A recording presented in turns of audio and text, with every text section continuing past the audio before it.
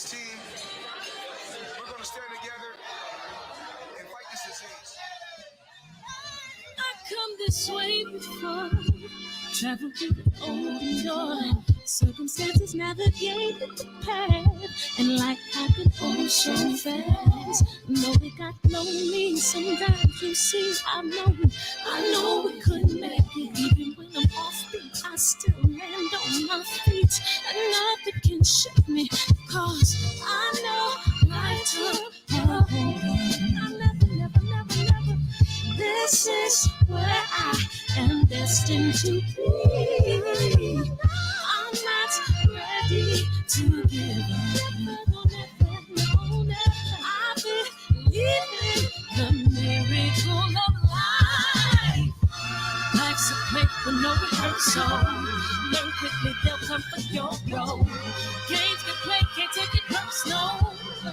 Cause the devil is a liar. I'm telling you the truth. It's all in what you do. Some things you gotta do.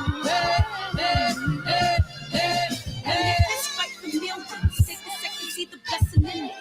With much expected, much is given. One to make the living, now I'm giving back to children. Never let the power come first before your happiness. Yes, you can be the best if you go the distance. Mix a little sweat with your persistence. You know that the best things are never instant. Just shine up, let them see your brilliance. Get up, open up your eyes now. It's the moment of truth. No backing down. We're bringing it tonight. For the children, it's a given. You gotta give it, be a blessing. This my personal statement. Run the game like I'm aces. Learn and develop paces. Determined to be the greatest. Yeah, bobbing and weaving. They changing up like the seasons. Indigenous to the grind. So I do it for all my people. Jabbing the competition. Back up against the ropes. You fighting for recognition. I'm fighting just to promote equality where we lack it. While cancer slowing our road. I'm confident we'll make it. We focus on common goals. Yeah. Give back, give love, giving something away. Never give up, stand tall to fight another day. I'll bring you in about 3 minutes. Yeah.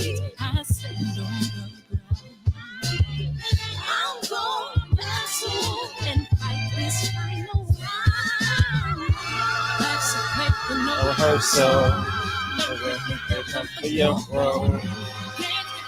Take it personal.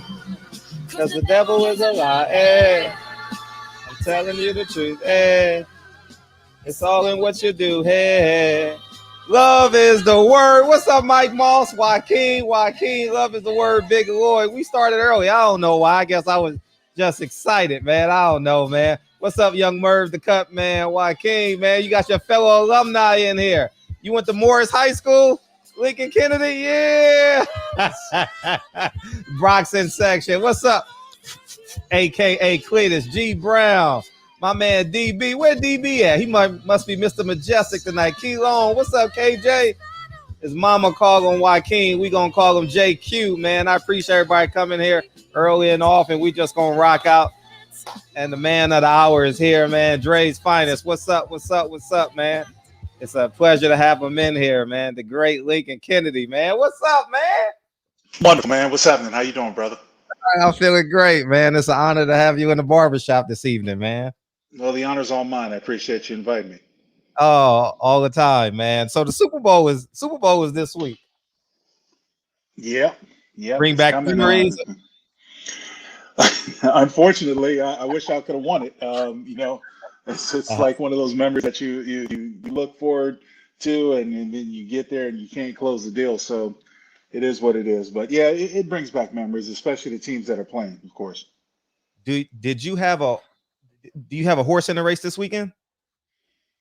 No, you know what? I'm not really. I mean, the fact is I think that Tom Brady, he wants to play until he can't play anymore, and I don't know who's going to tell him he can't play anymore. So he'll play till he's in a wheelchair. But I think he's handing off the crown, because I think Patrick Mahomes is throughout his career is going to be the next great thing at quarterback, like Aaron Rodgers and like some of those guys. But Patrick Mahomes is going to win more than Aaron Rodgers, and he's going to put himself right up there with Brady because they're going to be good for a long time. Oh no, they absolutely are. They paying him like he is. You know what I mean? Hey, you got to take care of the hands and take care. You got to pay him. You want to keep him. You're absolutely right. And let's take you all the way back. In college, you had some great quarterbacks on your squad too. All of them went pro, Yeah. I thought. Mark Brunell. Mark Brunell. Yeah, just congratulations to Mark because he just got hired as a quarterback for the Detroit Lions. So congratulations to Mark Brunell. Yeah, Billy Joe Hobart. We had a good run at Washington. Uh-huh. How was the college experience, man? Because we did a poll on the show. I remember when it was a Thursday in January of last year. And on this show, you and Orlando Pace were voted the 2 best offensive tackles in the history of college football. Yeah. We was rocking out on a Thursday evening. And take us back to your college experience. It was a lot of fun. I bet. I would say this. You know, as I believe that in order for a boy to become a man, he's got to get away from the nest. He's got to learn how to survive on his own.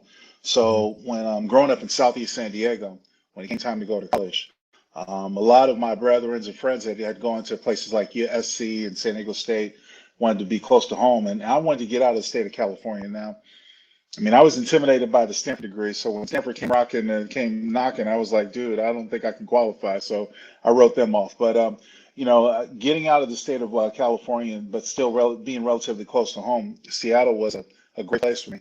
I'm a water baby, so I love the scenery. I love the water, and I always say the same story that I was duped. I was duped into going to the University of Washington because when I went up for the weekend, it was all sunny and it was beautiful. And then when I signed, the sun went in for the next 5 years. So, but all in all, you know, Seattle was good. It was a good time. And college experience, I played with some great guys. Steve, I mean, you see these guys over my shoulder, you know, Donald Jones and these guys. We had some good teams. Don James was a really great coach. May he rest in peace. Keith Gilbertson. Just it was a lot of fun. College was a lot of fun. And how much of an impact did Steve Entman have on your development? Well, he was a defensive tackle, so I guess the big thing, one-on-ones. Well, but most people don't realize that when I went to college, I was actually a defensive lineman too. It was Mike Lustig, Steve Entman, and myself. We were the 1988 class of defensive linemen at the University of Washington, and I later moved over to offense. But you know, Steve was one of those impact players that make you know, when you get him on your team, you hate to play against him, but you love to play with him because he's going to disrupt a lot of things. So he caused a lot of havoc on a lot of offensive lines. You had to double, sometimes triple team, and that's when all the other guys like Donald Jones and those guys could make plays. So he was a big disruptor in college. Yeah. How was the Pac-10 back then? I think y'all were the year when y'all went to the Rose Bowl a couple times, right, against Iowa and stuff like that. Yeah. Wow. It seemed like a shoe-in you would be at USC, Tony Baselli. Then yeah. I mean, that was the thing. So when I took my recruiting trip to SC, I was one of 48 recruits on that weekend, and they only had 18 scholarships. So I had already heard horror stories of guys committing to USC and not being able to get a scholarship, and I was hoping that didn't happen to me. You know, the thing is, most people don't realize is that even though I had a lot of success playing, I never really thought I was that great of a player. So, you know, I was humbled. When SC came calling, the pageantry, you know, the victory and all that stuff in LA, and it's LA. I mean, what's not to like? It had everything that you could possibly want, but I was fearful that if I chose there, I didn't get a scholarship, and because I came from humble beginnings, I wouldn't have had a chance to go to college. So it worried me. So I kind of wrote them off my list pretty quickly and I wanted to get out of California, as I said before. So, you know, going to SC was just too close to home for me. When did you know that you were going to play in the NFL? The moment I saw a bunch of scouts watching me practice, that's when it kind of hit me. There have been some people talking about it, but you know, those people trying to get in your ear, talking about, you know, let me represent you, you know, that type of thing. But it was after during my junior year when we were having success. We went to the Rose Bowl and won the national championship. My junior year, people had come up to me and said, "Look, you could be a first-round draft choice." I being compared to Bob Whitfield out of Stanford, the Whitfield. tackle that came out of here. Bob went to Atlanta the year before I did, and and so people were comparing us. Greg Freaknik was another one that was up there and stuff like that. So there were a lot of tackles that were highly sought after, and I was like, you know what? Two things that stood in my mind. The first and foremost is I promised my mom a degree because I went to college very early in a very young age. I promised my mom I wouldn't leave without a degree. The second thing, like I said before, college was fun. I was enjoying the lifestyle. So I was like, the NFL can wait. I'm cool. How was blocking for Napoleon Kaufman back then? How was that experience? Very easy until he ran into my backside. He used to run into my backside because he didn't want to get hit. So I used to tell him, look, dude, you got to find the hole. First, he was like, just move, trying to move me. But, it was funny because I helped recruit Napoleon when he came to college out of Lompoc. And I remember, hosting him that weekend. Supali Malamala, the other big tackle next to me in that picture, we were standing around and Napoleon stood in between us. And he looked at it, he said, "Lo, if I come here, you're my tackles?" And I was like, "Yeah." And he was like, "Oh, I'm coming here." So it sealed the deal. But it was really easy because you didn't have to hold holes open long for Napoleon to get through. He was that quick. Yeah, shout out to Deacon 305, man. He just wanted to say what's up to you, man. Barbershop conversation. Luke King, Brother Lincoln. Was he really the strongest and the fastest on the team? Because that was he was the strongest, but he was probably one of the strongest running backs on the team. There's no doubt about it. I mean, but you think about it, he wasn't a big guy, so he had to have muscle, and he did it. He took the weight training really quickly, and I would say that he was probably the strongest running back. He's probably the only running back I know could bench well over 400 pounds. So he was a beast. He was strong, but the wear and tear, especially that year that we had at Oakland with Bugle, when he carried the ball, I think close to 300 times that season, that just took it out of him because it started to show that he just couldn't keep up as much as he wanted to.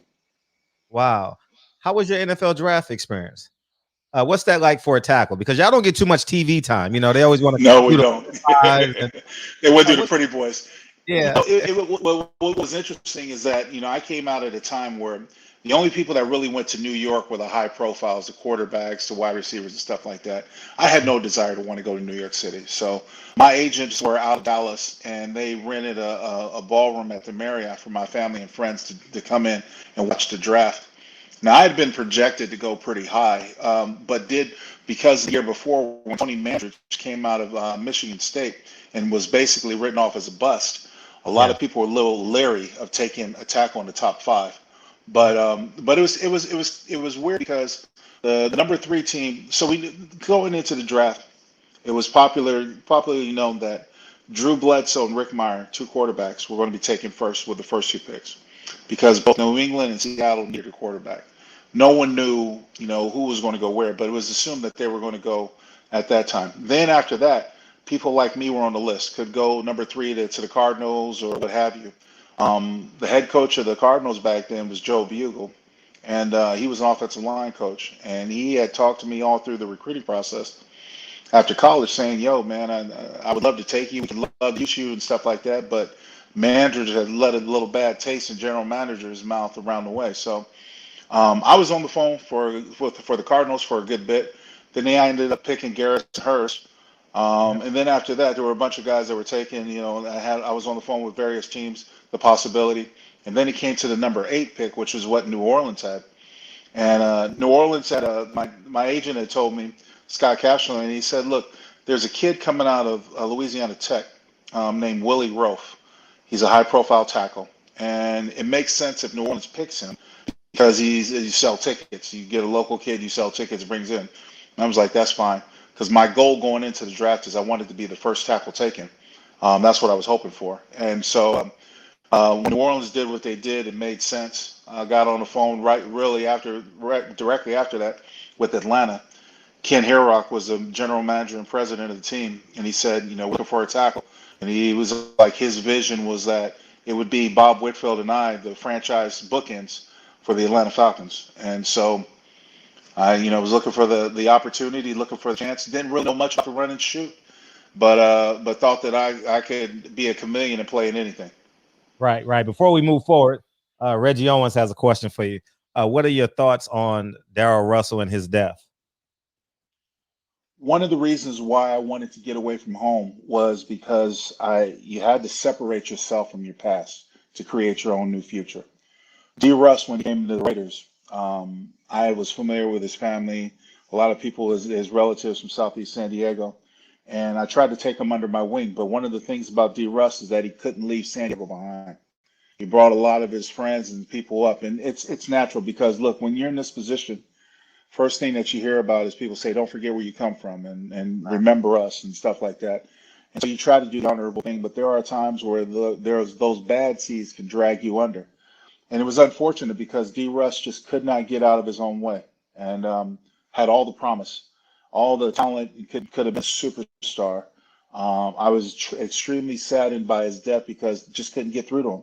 He just couldn't leave his past. And I'm not saying, his people from San Diego brought him down or anything like that, but I'm just saying that, he had issues with drugs and alcohol and, he liked to live the lifestyle and stuff like that. And that car crash was not a surprise to me in Los Angeles because, again, there was another kid that came out of San Diego that went to SC, was a star on the West Coast, all up and down California from the Bay Area to Los Angeles to San Diego.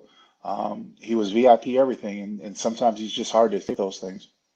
Yeah, that's awful. Eddie, you just mentioned VIP. How did you get welcome going to Andre Rison's and Dion Sanders' team? How was that welcoming, man? Take your time with those stories, man. So I get drafted on draft day by the Atlanta Falcons. They called me and they said they're sending a plane ticket for me to come to Atlanta. And it's customary for the first round pick to come, as soon as he gets picked, come to the facility, come to the team, and which he got drafted so he could be interviewed by the press. They can introduce him and all that pomp and circumstances. Mm-hmm. So I get off the plane at Hartsfield Airport in Atlanta, and Andre Rison's waiting for me. And he drives this, he's driving this two-seat BMW like 850 or something like that. I'm like, Dre, how am I supposed to get my big ass in this thing? I'm kind of laying back, trying to watch him drive, and because all you see is face and windshield. And he's like, Big League, I got you. So we're clowning around. So he takes me from the airport. We're going downtown. I'm like, is this where the facility is? Because I heard it was Swanee. He's like, no, we got to make a stop. I was like, where are we going? Dre takes me to Magic City. He takes me to Magic City. As soon as I get off the plane, he goes in there. He stops the DJ. Hey, yo, listen up. This is my big homie, Lincoln Kennedy. We just drafted him by Atlanta Falcons. Magic City, I want you to show him some love. And so the girls start taking off their things, start shaking their booties. I'm like, oh, shit. This is cool. This is Chocolate City. This is what I'm talking about. I mean, I had never seen all black in a strip club growing up on the West Coast. I was like, damn. Chocolate City has something to offer. So Magic City was the first thing I got turned on to when I went to the ATL. And then I went to Facility. But you know what? I had the pleasure of playing with some great guys, Dion and Andre. And what's interesting about those guys is that they both had their own ways. That I remember the first time I saw Dion, I didn't know all about the hype of prime time, but he was that flamboyant. He was that guy that just stood out and knew how to stand out in the crowd. And it was just interesting because you saw these personalities. I remember walking in the shower and seeing my center smoke a cigarette in the shower. I'm like, okay, I never saw that before, but it is what it is. It's the NFL, so it's a different world. All in all, it was a good time, man. It really was a lot of fun with those guys.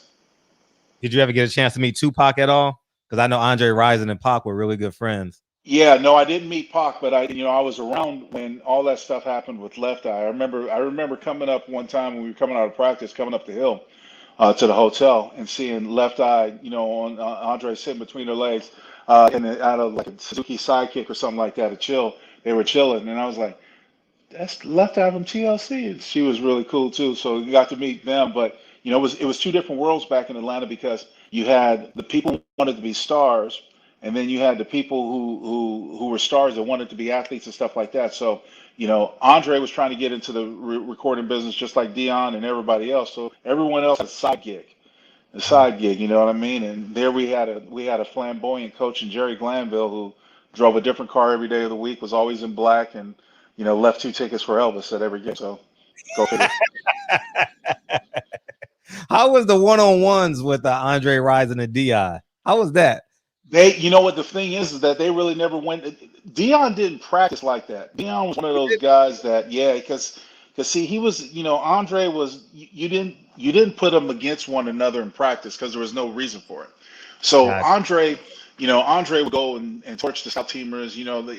When in those days, offenses, when they had their periods, they were supposed to make all the plays. They were supposed to win all the time. Defense was supposed to win. I remember, being on scout team and stuff like that when I came in as a rookie, because that's what rookies did. And we would have, a skeleton offense versus a full defense. You got to remember, we had guys like Jesse Tuggle and Scott Case and all these guys. And Jerry Glanville was always big on hitting, everyone getting in on the tackle. But Dion never got his nose dirty. So, if a receiver caught the ball around him, he would try to make the tackle. But when the rest of the team came on, he got out of the way, got out of dodge. That's just how it was. So he wasn't going to hit anybody. He didn't need to hit anybody. He was that shutdown corner. You just tell him who to be on, and he'll shut him down. And Jerry Glanville was that wild, huh? Oh, he was that wild. He was that wild. It was, these guys, I didn't lose a lot of football games in college. And so the first year that I was with the Falcons, I think we lost our first 6 games, but people were practicing like we were 6-0. And it was weird because it didn't seem like they were that serious or they cared. And I didn't know how to turn things around. Here I am, a rookie, trying to make my way. I have my own issues and stuff like that, but it was a different time. How would you encapsulate your Atlanta Falcon experience? A great learning experience. It was like a spring league. It was like, it was like going away, learning the rules of the game, learning the business of the game. That's what I equated to, because at the end of 3 years, I wasn't playing, I wasn't happy, and I didn't like to run and shoot. And at this time, I had been under June Jones for 2 years, and him and I knocked heads because he thought I should be down at a specific weight, and I was trying to keep my weight down, but the food in the South, as you already know, it ain't easy. And I'm a big man who likes to eat, so I was under the assumption, look, as long as I'm playing well, my quarterback's not getting hit by my guy, then I should be playing. But he saw it differently, so we knocked heads. And at the end of my 3 years, I went to Ken Hero, the general manager, and I said, either cut me or trade me because I'm not playing for the Falcons ever again. And that's how I got demanded a trade to the Raiders. How was your welcome to the Raiders? that was more what I wanted. That was more what I expected. The Raiders welcomed me with open arms. Al Davis was alive, and he had told me a couple of years before when I came out of college that he wasn't going to be in a position to draft me because I was going to be gone by the time they had their pick in that draft. But he promised me one day I was going to be a Raider. So when I showed up in a Raider uniform, I was extremely happy. He welcomed me. The organization welcomed me, and Joe Bugle, who was the offensive line coach at that time with Oakland, he said, look, you're a starter. And I never looked back after that. So it was a great time, a great relationship. And that's why I'm still part of Raider Nation to this day. I'm pretty sure people are going to want to know about any intangibles or tangibles about Al Davis. He knew more about football and his one finger than I learned in my entire lifetime. And how the game was affected, from the impact of the black player, the HBCU players, guys like Lee Brown that nobody wanted to touch because they came from those smaller colleges, Grambling and Southern and stuff like that. But once they found it, they found a pipeline that they could get players. And you got some of the greatest players ever played, Jerry Rice, Willie Brown, and the list goes on and on, coming out of HBCUs. And he was one of the first. He was one of the first to allow a black quarterback to be a starter when most of the league would have stereotyped, about the black quarterback or the stigma of a black quarterback. So he was like one of those good old grandfathers that just sat around and just always told stories. Stories about the old NFL, the AFL, and he was a pioneer. I mean, and he slept, and loved football. He knew everything about it. He was a great man to work for because he was going to take care of you. And the one thing that stood out to me about him is that he knew more about my family. He would ask about my family by name before he would ask about me. So he would ask about my wife and my kids and by name and how they're going, he knew all that stuff about them. and took pride in knowing that stuff about people that mattered. And more importantly, he would come up to you, and sometimes he would say, "Look, we need a defensive end. Who do you like out there? Who's a good rusher? You think of free agency?" So he would take your advice into consideration. So that made me feel really good, especially being a part of a family. How was it? Who did you, speaking of defensive linemen, who was it like that you enjoyed playing against, and guy you just couldn't sleep? You couldn't sleep thinking. Well, I tell you what, one of the best ones I had to play, the pleasure of playing against several times, Reggie White. And may he rest in peace, the Minister of Defense. You know, what was great about Reggie is that he had the ability, he was quick and he was strong. And he knew how to use that combination wisely. So I remember seeing, before I had a chance to play with him, I think the first time I played against him was when he was with Green Bay. And then he had all the moves and everything else, and I went into the game every time saying, "I'm not going to make your highlight film. I'm not going to make your highlight film. You're not going to torture like you've done other people." So that was it. But I mean, I played against some of the great ones. Chris Dolman, may he rest in peace. Bruce Smith, Kevin Green, may he rest in peace. I'm saying all this stuff because unfortunately, and that's what saddens me and has caused me to change my life the way I have, is that a lot of these guys aren't around anymore, and they were great guys. They were awesome athletes. They were good people, and the world is a sadder place that they're not here. Yeah. Speaking of they're not here and you changing your life, is there a switch in football players? Is there like an off and on switch from Sunday to Monday, or There should be, because you think about it. When you're angry, it takes a lot of energy to be angry. It takes a lot of you. So when I put on the helmet, if you had a different color, I literally wanted to rip your head off. That's the way I thought. When I took off the helmet, everything's fine. I have no problem against you. I don't dislike you. I don't hate you. Just it is what it is. And so I learned how to have that switch so I wasn't drained, because I was never what I called a meathead. I was never one of those guys that would run through a locker to play a game, or put my head through a wall. I was never one of those guys. I was very analytical, and I thought about things, and I thought about steps and how to do things and how to beat people. And that's what the challenge for professional football or football in general was for me. The different ways that you can try to study a guy, learn how to beat him, to beat him, or to keep him from his objective, and while you are attaining yours. So I think there should be a switch. For some guys, it's not. Some guys are just always on that, and I think a lot of times those are the guys that burn out real early, because you just can't. Your body just physically, in my opinion, can't keep it up for that long. Should there be like a de-acceleration, like counseling or something with NFL football players? Because the few NFL players that I know, like they're real aggressive, and then they're the most normal person, but then you get these outlier scenarios where you got the currents up in Seattle, you got the Ray Rice incident. Is that more of an outlier experience, or is that typical in the locker room and on Monday? Well, it's not typical, but it's damn sure present, because when in my opinion, when we learned the game, we were told that crying is a sign of weakness. We were told that if you're hurt, you're soft. You were called all kinds of names to try to get the aggressive side out of you. Now, for me, my greatest stress reliever was playing football, was practicing, was hitting, because I was able to get my aggressions and frustrations out. If you didn't have that vent, then you were carrying around all this anger, all this, this fuel, this fire that's inside of you.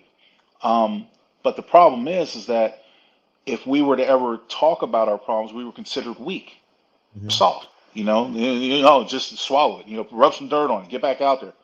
That's what it was. So there were a lot of times where I've seen guys that were pushed. I knew people were pushed. Heck, my first wife used to try to push my buttons because she came from an abusive relationship, and she equated physical abuse with love. So like, if you love me, you'll hit me. And I witnessed the fight that broke up my mom and dad at a very early age when they got divorced. And I swore up and down I would never put my hands on a woman, and I never did. So, but I had to fight that urge because it came out. So I don't condone it. I don't say that but I understand why guys sometimes can't find that vent. And it takes, it takes a man to humble himself before he can go and say, I need help Gotcha. because I'm frustrated. You know what I mean? And a lot of times athletes don't know how to do that. They don't know how to ask for help. Got that. Got that. Dego Boxing just want to say what's up to Lincoln Kennedy. Appreciate you, man. Appreciate.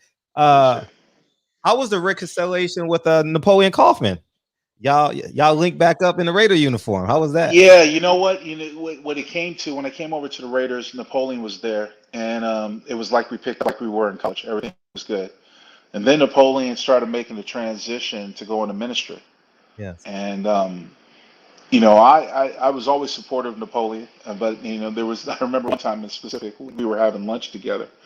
He came up to the table and he sat down next to me, and he was like, Big Link, do you know Jesus Christ is your Lord and Savior? And I was like, looked at him and I was like, Napoleon, I said, with all due respect, we went to college together too. I know the other side of you, so don't try to rub off on me like this. But Napoleon's a good guy, and I'm certainly proud of him. He was doing a lot of great things when he was coaching at Bishop O'Dowd.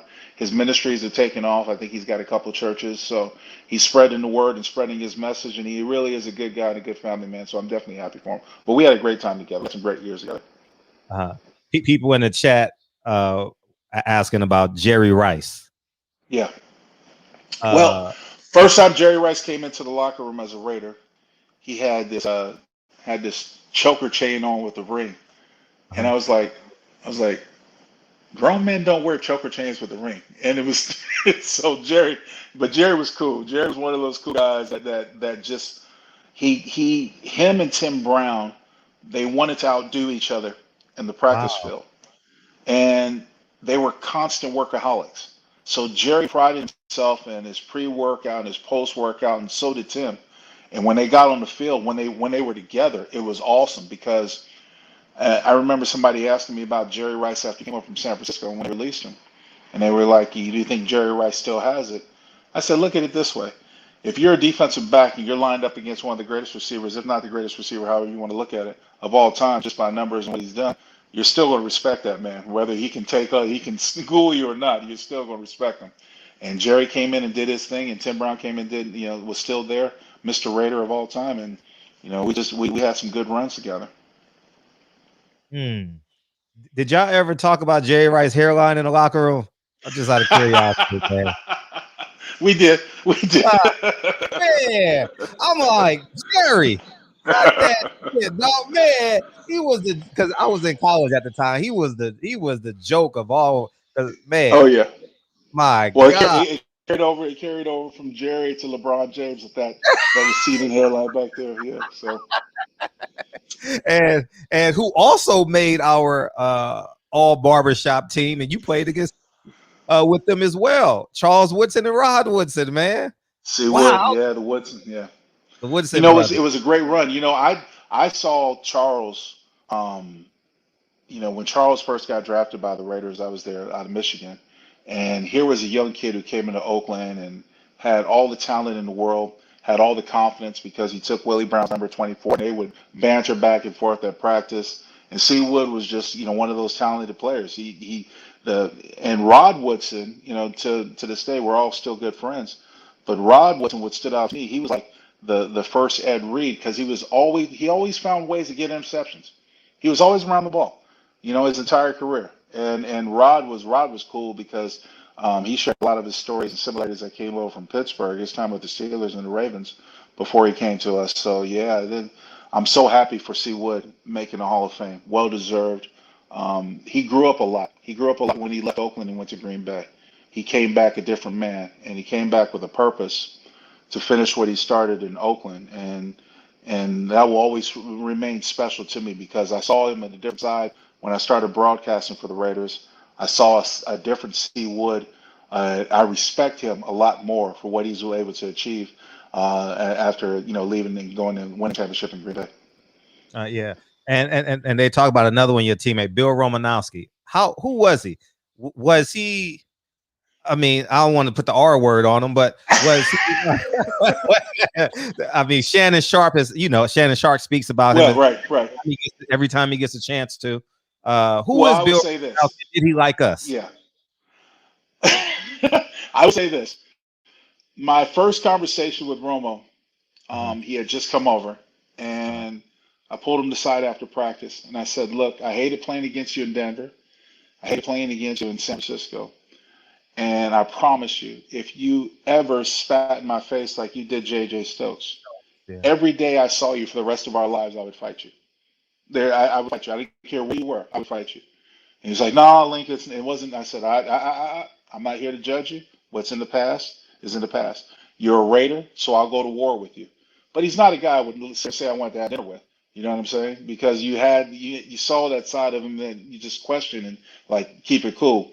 He was a good teammate because you knew he was going to ball out. But look, he's not one of those guys that we want to try to hang with. Let's go grab a beer or a drink after practice. That wasn't it. Yeah, and they're talking about first Big Dog Willie got Big Dog Willie. I remember you as a kid sitting in the end zone on the Lake Washington side. You destroyed the DN and safety to free up Bino Bryant for a 20-yard touchdown run. Bino Bate. Yeah, man, we had some good runs, man. We had good times there. We were a force. Super Bowl run. How was that? Yeah. And first, but before we get in that, how was John Gruden as a coach, man? The same way he is right now. What's funny is that the mannerisms, the Chuckyisms that you see right now came out the first time when he got the head coaching gig for the Raiders, because you saw this young guy trying to make all these faces and grunts on the sideline, and then a camera started following him, and then next thing you know, Chucky was born. But he's the same way that he's always been. He's the same. He loves football.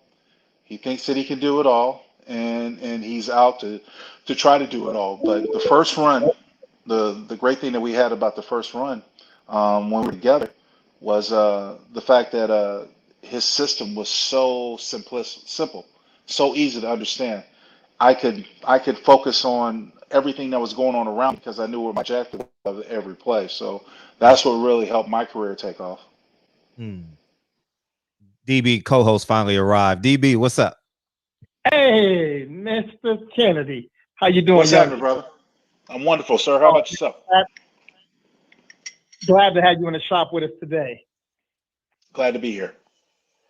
Yeah, one of your Dago brethren, my brother Young Merv, he wanted me to ask you about Patricia Oyashiku, the English teacher. Yeah, Dr. Oyashiku. Yeah, Dr. O was an English teacher at Morris High School.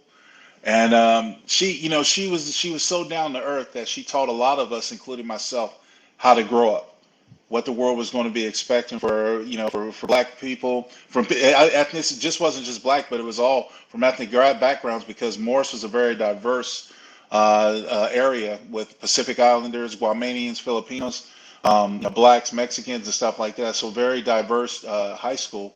And Dr. O was one of those people, one of those teachers that would do what she could to try to prepare you for the real world and try to motivate you to be better, but also be mindful of the circumstances and the situations in the neighborhood around us, because back then in Southeast San Diego there was a lot of gang violence going on between the Bloods and the Crips and Lincoln Park and all that stuff. So it wasn't an easy place for a young black male to grow up and to get out of. Yeah, understood, man. I hate to switch reels like this, but I wanted to ask you about Freaknik. Do you remember that? Wow. Okay. Yeah. I remember Freaknik. I remember ATL. Look, Chocolate City was an awesome experience. Atlanta was so different than what I was accustomed to, but the racial divide, which is still present today, was something that stood out, that was prevalent as well. And there were times where I was called a nigger right to my face and my mailbox outside my condominium in Atlanta in 1993 by a white woman. So I had heard stories of Forsyth County and the history of Atlanta and everything else, and I was excited as a black man in a city that I thought had a lot of promise and opportunity, especially for the black males and females. But it was those are the type of things that stood out. I wasn't a big party animal, but I did my fair share of hit the streets with the fellas in Freaknik and hang out and watch the booties go by. So being from San Diego, who was the athlete that you admired the most growing up? Well, when I first started watching football, was when I was young. My first game I saw was with the Cowboys and the Steelers in '78, and so I loved westerns as a kid. So I kind of related, and my favorite color was blue, so I kind of related with the Cowboys.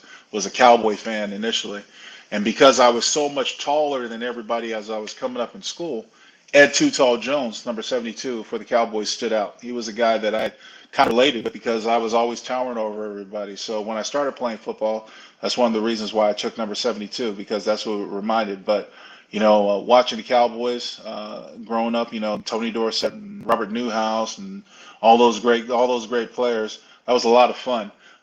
Didn't really get into the Chargers, even though they were in the backyard. Didn't really wasn't really a big Charger fan, even though they also had our favorite color, blue. And who is the best athlete to ever come out of San Diego?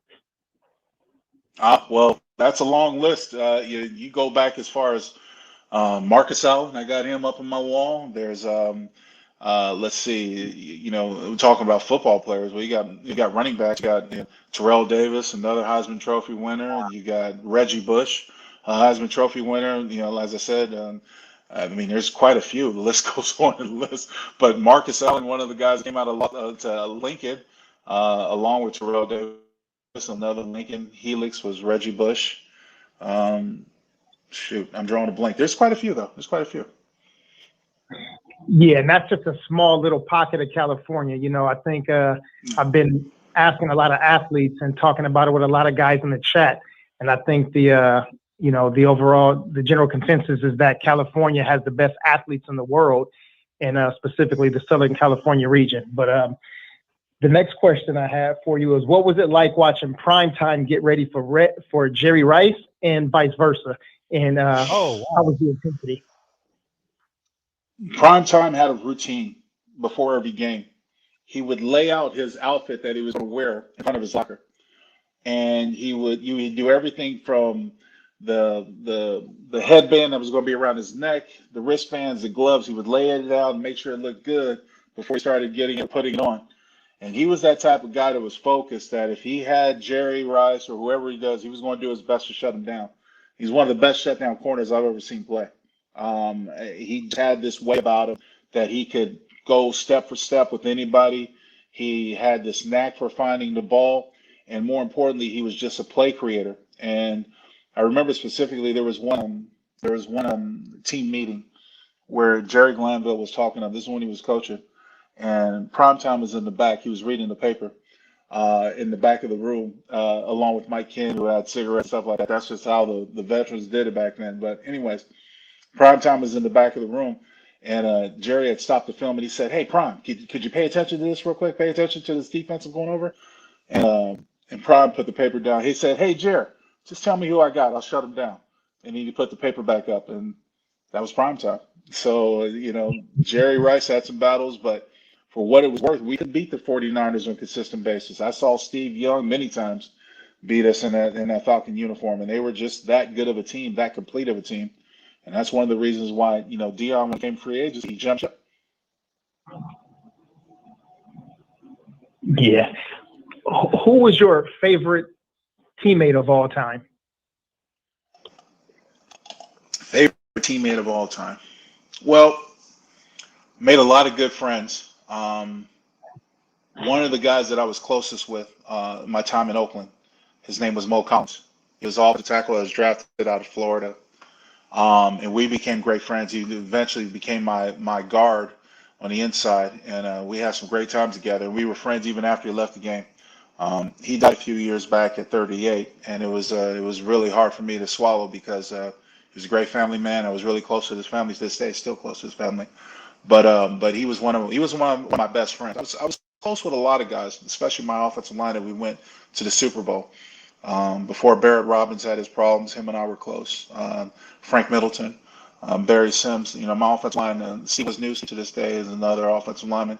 The great fraternal order that is the National Football League is just like a very huge fraternity, especially when you played with guys or played against guys, because we can take our frustrations out on each other on the field, but when we take off the helmets and we're in real life, we're palling it around, we're hanging out, and we're having some fun.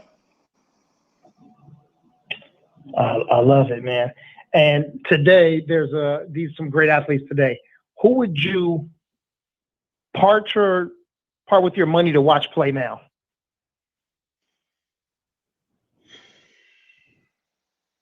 Well, you know what? When it comes to there's so much good play. I mean, it's hard to be specific, but Patrick Mahomes has impressed me since he's come into the league because he's done stuff I've never seen done before. But same thing like you said about Deshaun Watson, Aaron Rodgers, these quarterbacks, they're fun to watch because they just make plays. I love intelligence. I love intelligence when it's translated on the football field. And so when you're able to see what a defense can do or a defense is about and know how to break it down, that's a beautiful thing. Conversely, the chess match that goes on between coaches and how to stop, the defenses. So how do you stop what the Kansas City Chiefs can do on offense, or what the Green Bay Packers can do on offense and stuff like that? How do you stop it? How do you slow it down? That too is intriguing to me. So one of the things that I do as a broadcaster is I first read the defense, I look at the safeties, and I see where you could possibly go, and I try to imagine if I was playing quarterback where I would go with the ball, or was that a good decision, or how that work out. Conversely, if I was a defender, how would I stop him? What would you do different? So that's why I'm intrigued by being a broadcaster and having fun watching the game from that vantage point or that viewpoint. I love it. I want to finish with this last question. It's a two-part question. I'm sorry, Fred. No, take it. So it's Black History Month, and I'm going to ask everybody this every day. But what does Black History Month mean to you? And the second part of that question, which activists or which one of our elders have motivated and influenced you the most in your life?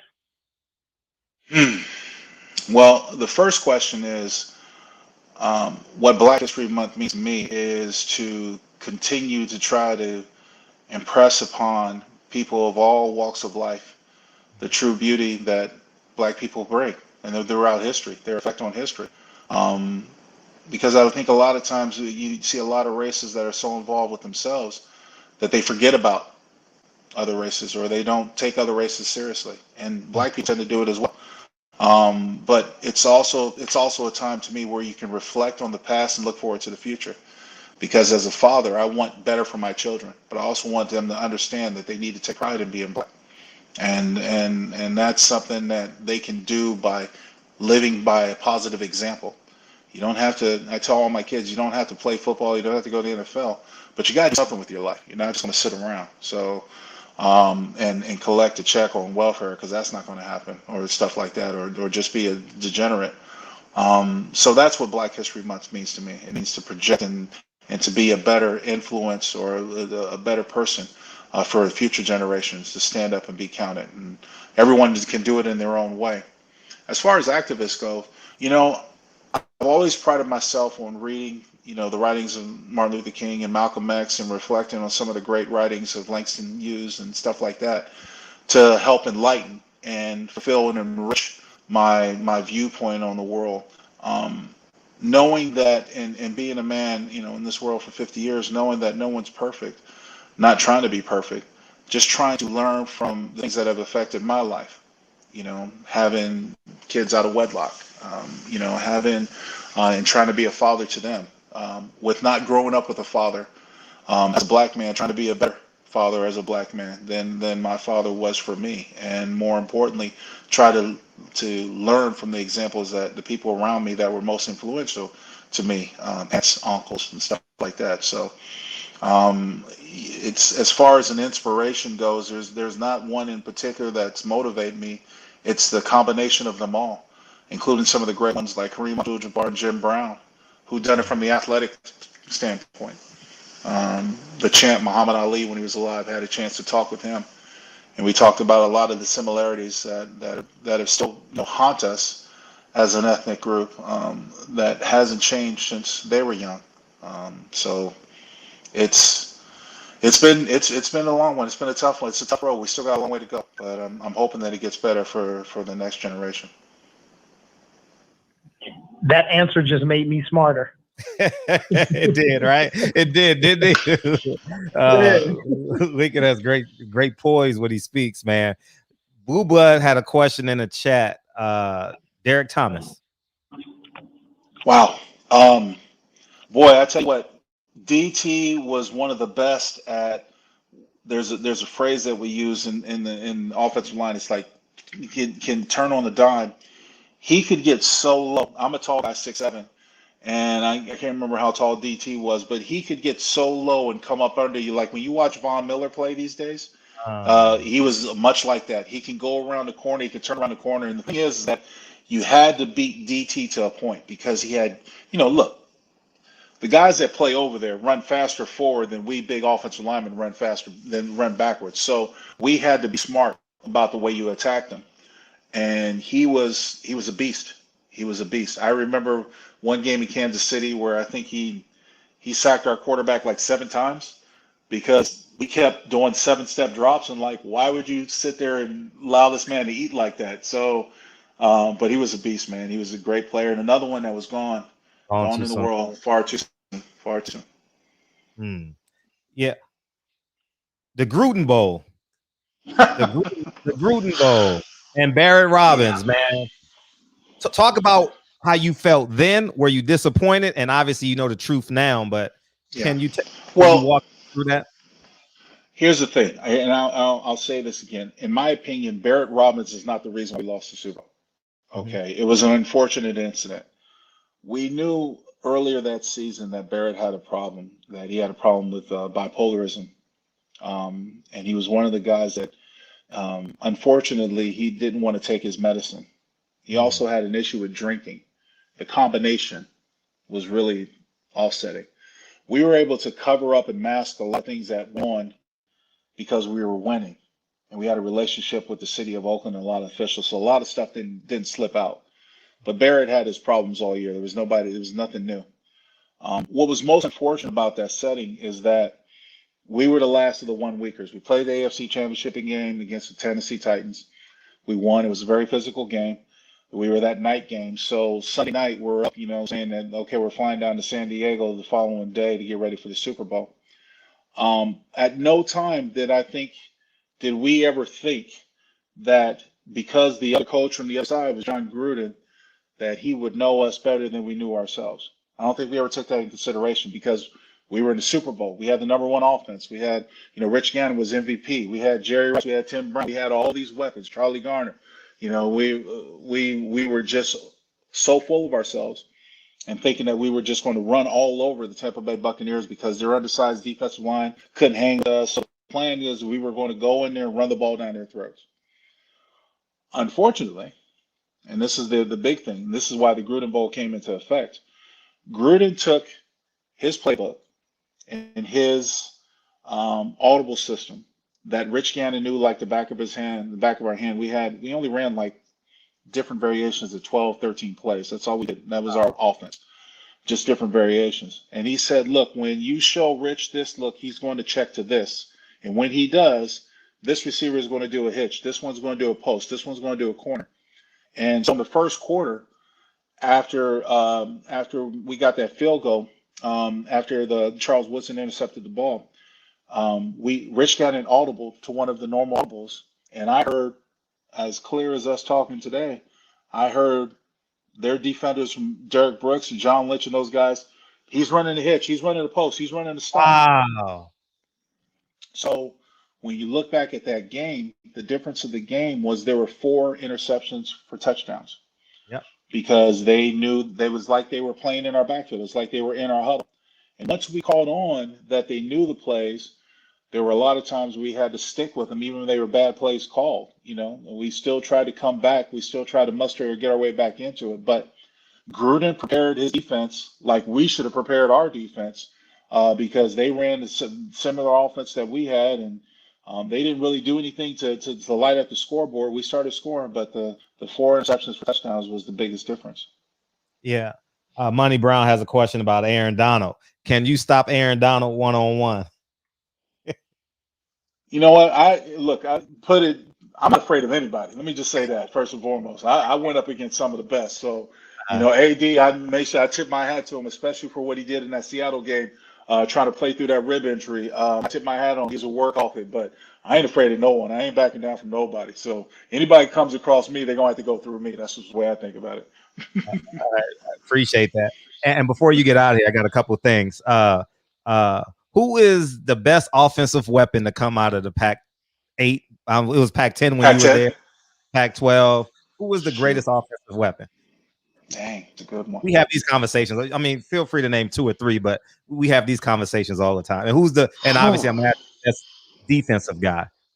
Yeah. I mean, well, Steve was a beast, but he couldn't translate on the next level. Steve Ettman, he was a beast in college. I mean, he wrecked shop, but it didn't translate on the next level. And what's hard about your question is because there are boys amongst men in college that can dominate in college, but when they get to the next level, they kind of phase away. You know what I'm saying? So, for what it's worth.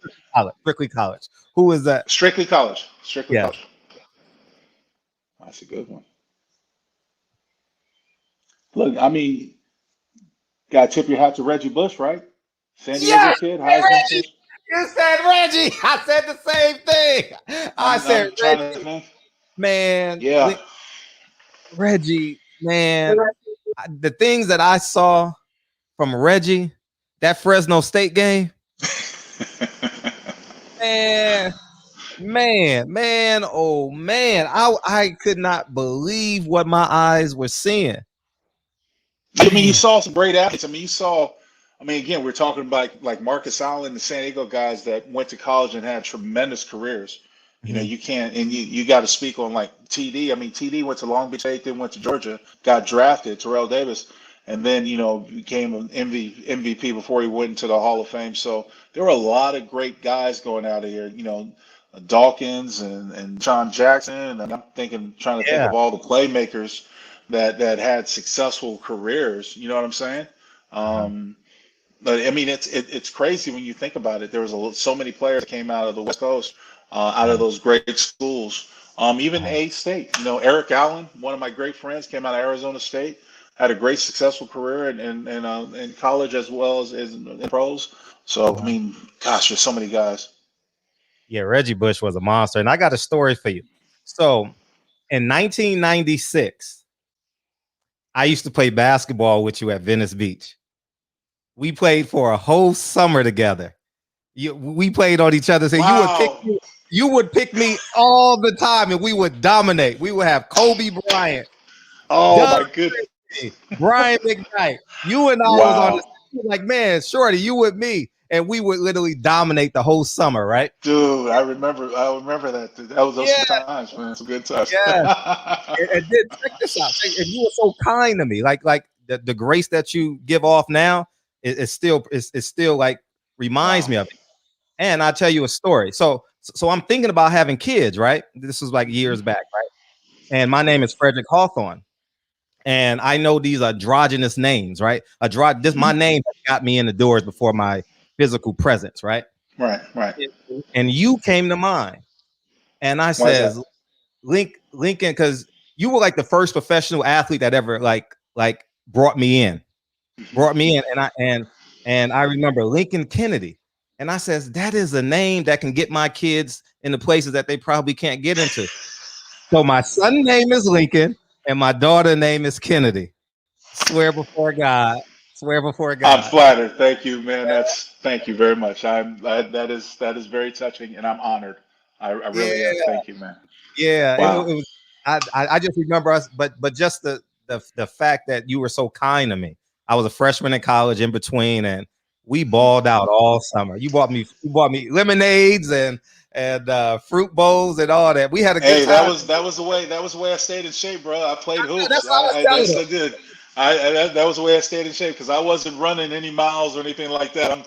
I'm going on the court and have some fun. Basketball was actually my first love. I just had to eat my way into football because my coach wouldn't tell me I couldn't stop eating. So I came to football. Yeah, and that reminds me, like you always be genuine when you meet people. Like Michael Jordan always says, I know a father of four, a mother of four. They saved up their money to see me play. And although I couldn't afford to save up and see you play, but your character was great when I was a child. And I just want to say thank you. Yeah, it was special. You was a special dude to me. I was like, you was the first athlete I ever really met. You know, I saw Kobe playing at Venice Beach, but I didn't talk to him. Doug Christie was on his own little thing, you know, but yeah, man, you was awesome.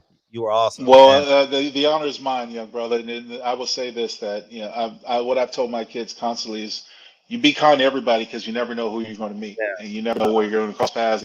And so don't be, they're going to remember that asshole. You don't want to be that asshole on the other side of that. So right. Pleasure's mine. Yeah, and man, we genuinely appreciate you coming on. DB, you got anything? No, how the heck I'm gonna come behind that story? But yeah, man, I'll never forget that, man. We balled out. I mean, we won every time we played, man. Some fun games, man. It was some good fun games. We crossed a lot of people, you know, those days because everybody back on the court wanted to try to prove something. So it was, hey, we're coming out taking it serious. So I love that. Love those stories. And Patty says hello. She's in the chat, and I appreciate. How was Patty? How was the Patty experience?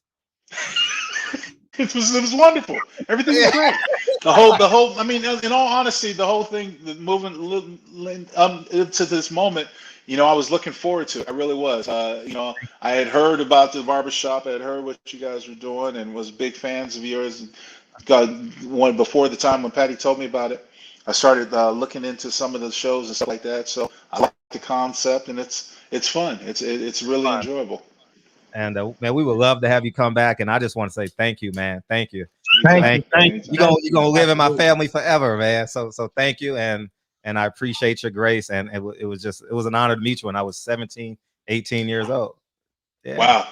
Man, that's awesome. A great story. I'm glad you remember that because I can remember yesterday these days. Appreciate you coming to the bar, and appreciate it. Come back, please. Yeah, all the time. I will definitely. Peace and blessings. Thank you for everybody. You guys take care. Yeah, I'll beam you out. Yeah. Oh, that was fun. That was fun. I always wanted to tell him too. I always wanted to tell him that story, man. I already knew the story. You told me already 15 times, but just to hear you tell it to him, and to have a genuine and a positive, you know, what a great reaction too. You know what I mean? Yeah. Like it's really appreciated. And yeah, man. Damn. You know, in terms of linemen, offensive and on the defensive side, some dudes have great stats. You know, some guys have great teams, and they have the entire line is great. But when you pick individuals, you know, and we talk about skills players all the time. Like, yeah, he's got to be one because he got the attitude. You know, the Larry Allens, the Orlando Paces. I forgot to ask him about Orlando Pace. Yeah, go ahead. Yeah. You know, Aaron Donald, I mean, some great ones, you know what I mean? Deacon Jones. I know I'm naming all of the Rams and shit, but, you know, yeah, he's definitely one, man. You know, got the intellect, strong as hell, you know, get off the line fast. Yeah, man, it's good to have him in here. It was cool because when he beamed in and he started talking, I was like, this is the same man I met when I was a kid. You know what I mean? Because you never forget how people make you feel, man. I'm like, this is him. Man, that was a great summer, man. I had a great time, man. We were rocking out. That was a great time for sure. So yeah, man. Yeah, we forgot to ask. Yeah, we asked him about Reggie White, Jay, and but Reggie White, man, that bar arm by Reggie White was something special. Yeah. Yeah. I was Yeah, that was a scary dude too, man. Yeah, for sure. That's like I don't know. I didn't even want to say gentle giant because he knew how to turn it on. Yeah. You can be compassionate and do stuff when in your real life, but when you're a civilian, but when you're at work, man, this dude knew how to turn it on, and man, he had plowed through dudes. Right. Yeah. Right. The only thing I forgot to ask him, and I wanted to ask him this, is the difference between the fans. Oh, but I know. Yeah. Okay. What, college and pro? Yeah, just period. Okay. College and pro, but also just the pro teams. I know. I know the Raider Nation, man. I know, like I said yesterday, the Raider fans, man, they ride hard for their squad. But it's different here, in California, because there's so many teams, on all levels and all sports. And then when you go to the Midwest and to the South or to the East, there's not as many teams in one city or one state. You know what I mean? So I remember going to visit somebody. I can't remember who I was visiting. I was visiting somebody in Louisiana, and this is like 15 years ago. And the whole town shut down on Saturday. Actually, on Friday. It was a high school game first, and then the next day was the same thing. It was like the town shuts down at like 6 o'clock, 5 o'clock, because everybody's watching football. But it's just a different feel. But yeah, I just wanted to know what he thought about the different fans in college and in the pros and also the different cities. Yeah. Patty Dean, and man, damn Patty. Patty Dean has done it again, man. Damn. It's like when she talks to people, something just happens to them. You know what I'm saying? And I know for a fact that if I had to be the person to tell people to come to the shop, they'd be like, "Oh, okay, yeah, I'll do it one day. Yeah, let me get back to you, right?" And I'm pretty sure there's a couple of jerks here and there, but shit, man, when you hear that voice and just her energy and everything, it just makes people like, damn, I'm obligated to come to the barbershop now. You know what I'm saying? Yes, Patty Dean, the queen, has done it again. PPD, ladies and gentlemen, give her a round of applause through the phone. Press 1. Let's go the other way. Let's go the other way. Press 1. Speaking of press 1, Champside was having a good time today. Yeah, he was. Yeah, he was. Yeah. Shout out to OG Blue. I seen Blue Blood in here a little earlier. Yeah, he was. Just so y'all know, I know some people say what's up in the chat, and I say what's up back, but they don't know. They don't know that I'm on the other account. I thought that was you. That's why I wanted to make sure. Yeah. But shout out, man. I know some people want to call in, so yeah. I'm gonna let some heads call in for a second, and I'll call back in a bit. I appreciate you. Dre's finest. You did it again. It was always 100 in the shop. Yeah, that was a good. I've been wanting to tell him that for years. Well, at least 6, right? so we finally did it. So that was cool. Yeah, he was just a nice guy, man. And for those of you who don't know about me, like my name, like Frederic Hawthorne is like in the business sector is an androgynous name, and I can totally see it's very visual to me when how people treat me on the phone and how they're shocked when they see me in person, because I already know how I'm going to raise my kids, and I don't want them to see that coming. I want to hide it, mask it, you know what I mean? And then boom, they own the company, you know what I mean? Or whatever the case may be, you know what I mean? Because, if you say, oh man, we're about to, and I see nothing wrong with it, but I'm about to meet with Abdul Muhammad, it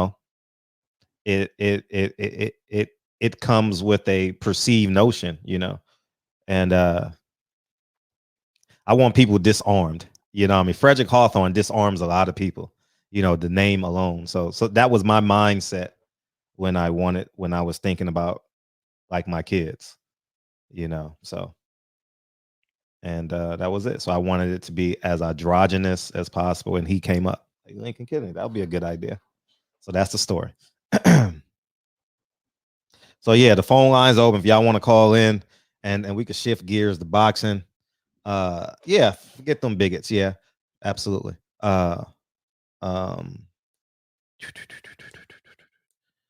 Let's see. What happened in boxing today? What happened in boxing? Did Bud Crawford take the 40%?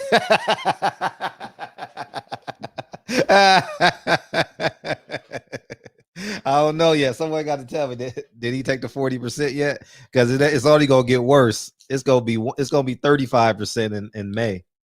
You know what I mean? So yeah. But thank God we got replay, Slick T.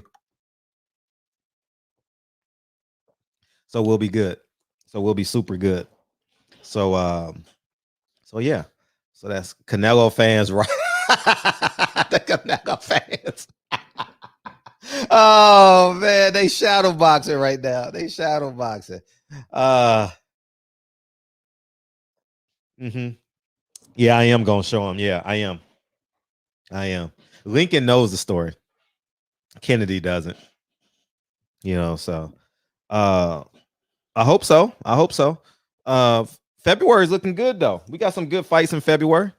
You know, we got Adrian Broner has a really good card. I don't know who I've never seen Adrian Broner opponent fight, but you have Ryan Martin versus Robert Easter, and I don't know who the third fight is. There's another good fight on that card, February 20th. And then we also got Oscar Valdez. That's a good card. I mean, that's a good fight. I don't know who's on the card. Probably Berlanga. No, I don't think Berlanga's on there. And then you got February 27th. You have Carl Frampton versus I forget the other guy's name. So that's it. And I don't know, March 3rd. I don't know what's happening. You know what I mean? So I don't know the March schedule yet, but I know DAZN has a card with Hooker. Oh, Dominic Brazil and Otto Wallen. Yeah, that's an interesting fight. You know, that's an interesting fight. That has Otto Wallen given up. You know what I mean? Did Otto Wallen give up?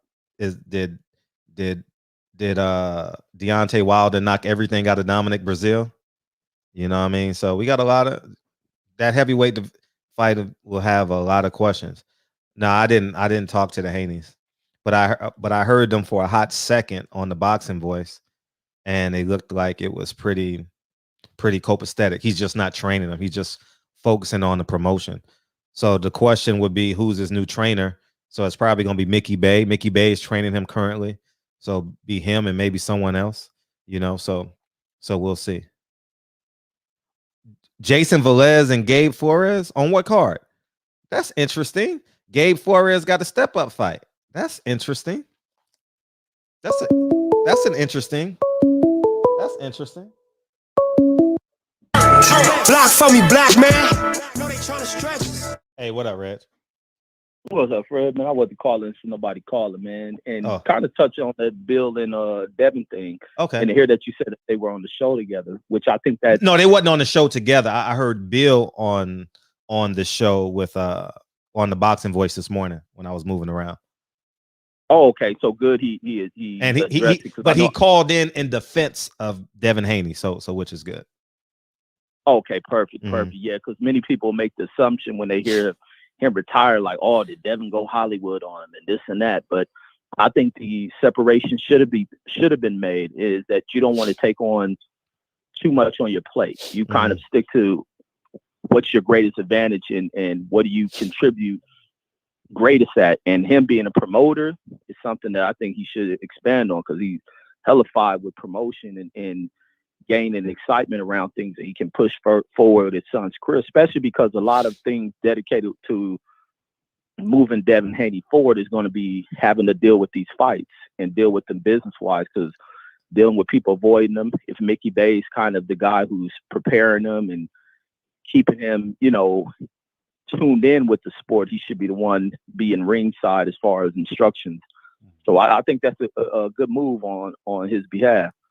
And on both of their teams, I think it advantages both of them, because at some point you do have to separate the two. You know, some of these fighters don't want their fathers. You know, they want to still have that kind of father type respect. So That. I think Bill can advance himself forward on the business scope of boxing and let Mickey Bay, who seems to be kind of the one offering the teaching, and as well as if Floyd is going to offer some type of teaching as well, let them handle that. Sure. But yeah, I think it's a great move. I think it's a great move, and many people will add their own when they hear it. They add their own drama, negative filled assumptions to a story like that, rather than first making a positive assumption and looking at it. They run with that, the other twist to it. But good thing he was on there to do that. Dang, what else is going on in boxing? Jamel Charlo went off today. Oh man, yeah. Hopefully he gonna move up. Hopefully he gonna move up and take that fight. Oh no, Jamel, not Jamal. Jamel. Oh, Jamel, what kind of shit he was talking? I saw some titles. He was like F Floyd Mayweather, F Canelo, and so on and so forth. When Jamel Charlo rant, Oh, he's just up there cussing. Yeah.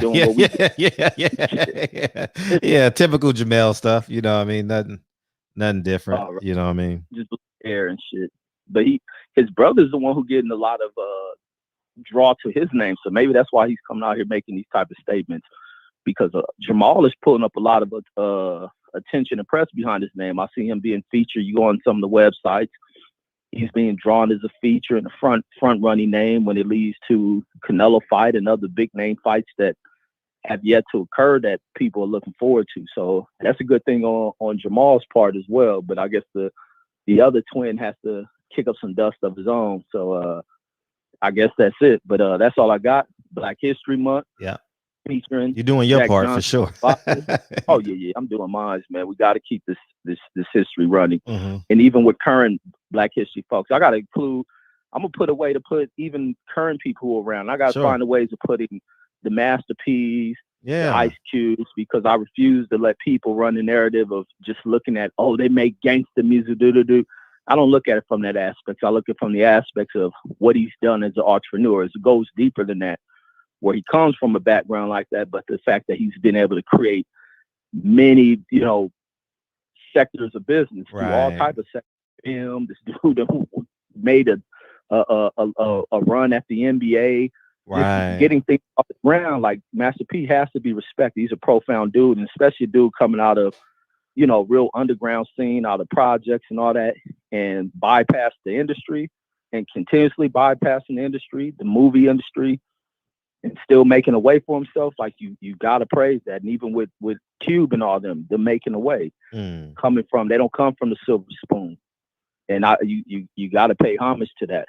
But still sticking with some of the past era folks. So W.E. Du Bois and Jack Johnson go into that and just talking on it, just bringing up attention and awareness to who they were, so we don't bypass and overlook them. And also pulling out the fact, like when we started, what people always get, and for years, even when I was a kid, you always hear Black folks saying they giving us these shortest months of the year, and many people overlook the history of where Black history comes from, and they overlook names like Carter G. Woodson, who was the purpose behind the day and the week that he started, which is in February. So a lot of people overlook that. We go into what makes us feel good by saying all these white folks giving us this short month, and it has nothing to do with them. Stop including them in everything. Fuck them. But that's all I got, Fred. I'm up out of here. Appreciate you. Yes, sir. All right, all the time. Pound for Pound Boxing Channel say, is Mel about to get blackballed like Gary Russell? What gave you that thought? I'm interested. What gave you that thought? You think Jamel could get blackballed? I think he's one of Al Heyman's guys. I think Jamel is like one of the guys that Al Heyman absolutely he kind of likes. It seems like it. What would give you that impression? You also sent me something that Teofimo Lopez said. He said, here's a quote from Teofimo. In order for us to bring boxing back to its fullest, we have to have fights that are 50-50 competition. This is a PSA to all the promoters and fighters. Quit being prideful and make the fights happen. It's not hard. Promoters, stop trying to make more money than the fighters, end quote. Hey, man, we got to start calling these fighters out for capping, man. Man, I think, man, we've the top 3 cappers of quarantine. Number 1 is easy, Ryan Garcia. Number 2, Teofimo Lopez. Number 3, Sean Porter.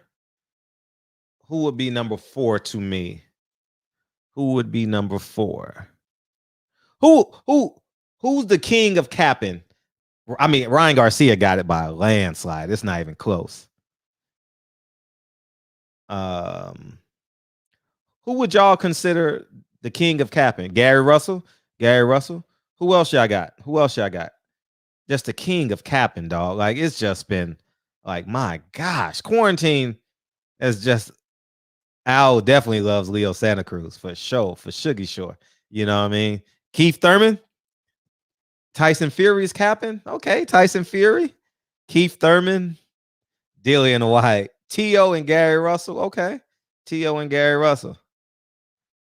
See, I actually believe that Gary want Boo Boo. I don't even think it's capping no more with Boo Boo. It's just what he just created, you know. You think Gary Russell? Because he hasn't had a fight. Gary Russell has yet to get a fight, so got to get a fight. He's supposed to fight is mandatory. But Ryan Garcia, my gosh, he is the king of it. I mean, Ryan Garcia is undisputed pound for pound best capper in boxing. Oh my God, he's the best. Pound for pound. Jillian White. What did Jillian White do during quarantine? I know he got knocked out in August. Shout out to Reggie Owens on the call. What has he done? I haven't been keeping up. I really haven't been keeping up with him. Gary talking shit about Shakur. Yeah. Lion Ryan. That should be his name. Lion Private Ryan. Lion Private Ryan. That's his name. Lion Private Ryan. That should be a motherfucking meme. You know what I mean? Someone put his face on that. Send it to me. Lion Private Ryan. Oh, still talking about Wilder. That's like 1985 shit. He's still talking about that? Damn. I haven't seen no Dillian White interview anything. And sheesh, probably since his fight. Gary versus Shakur is one hell of a fight. Yeah, Gary's gonna have to fight. Gary's definitely gonna have to walk down that aisle and walk up them 3 steps. Canelo's shit. Canelo's getting away with Jesus Christ. Canelo gets away with everything.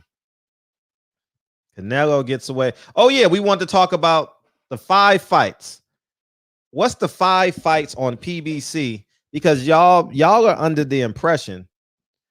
And this is just an extension of yesterday's conversation. What are the handful of fights on PBC that should be made this year? Don't reach now. Don't reach and pray. But what are some fights? Because we got, in my humble opinion, I think we forget that we're fans. You know, I think that we're just we're allies of the businessmen in boxing.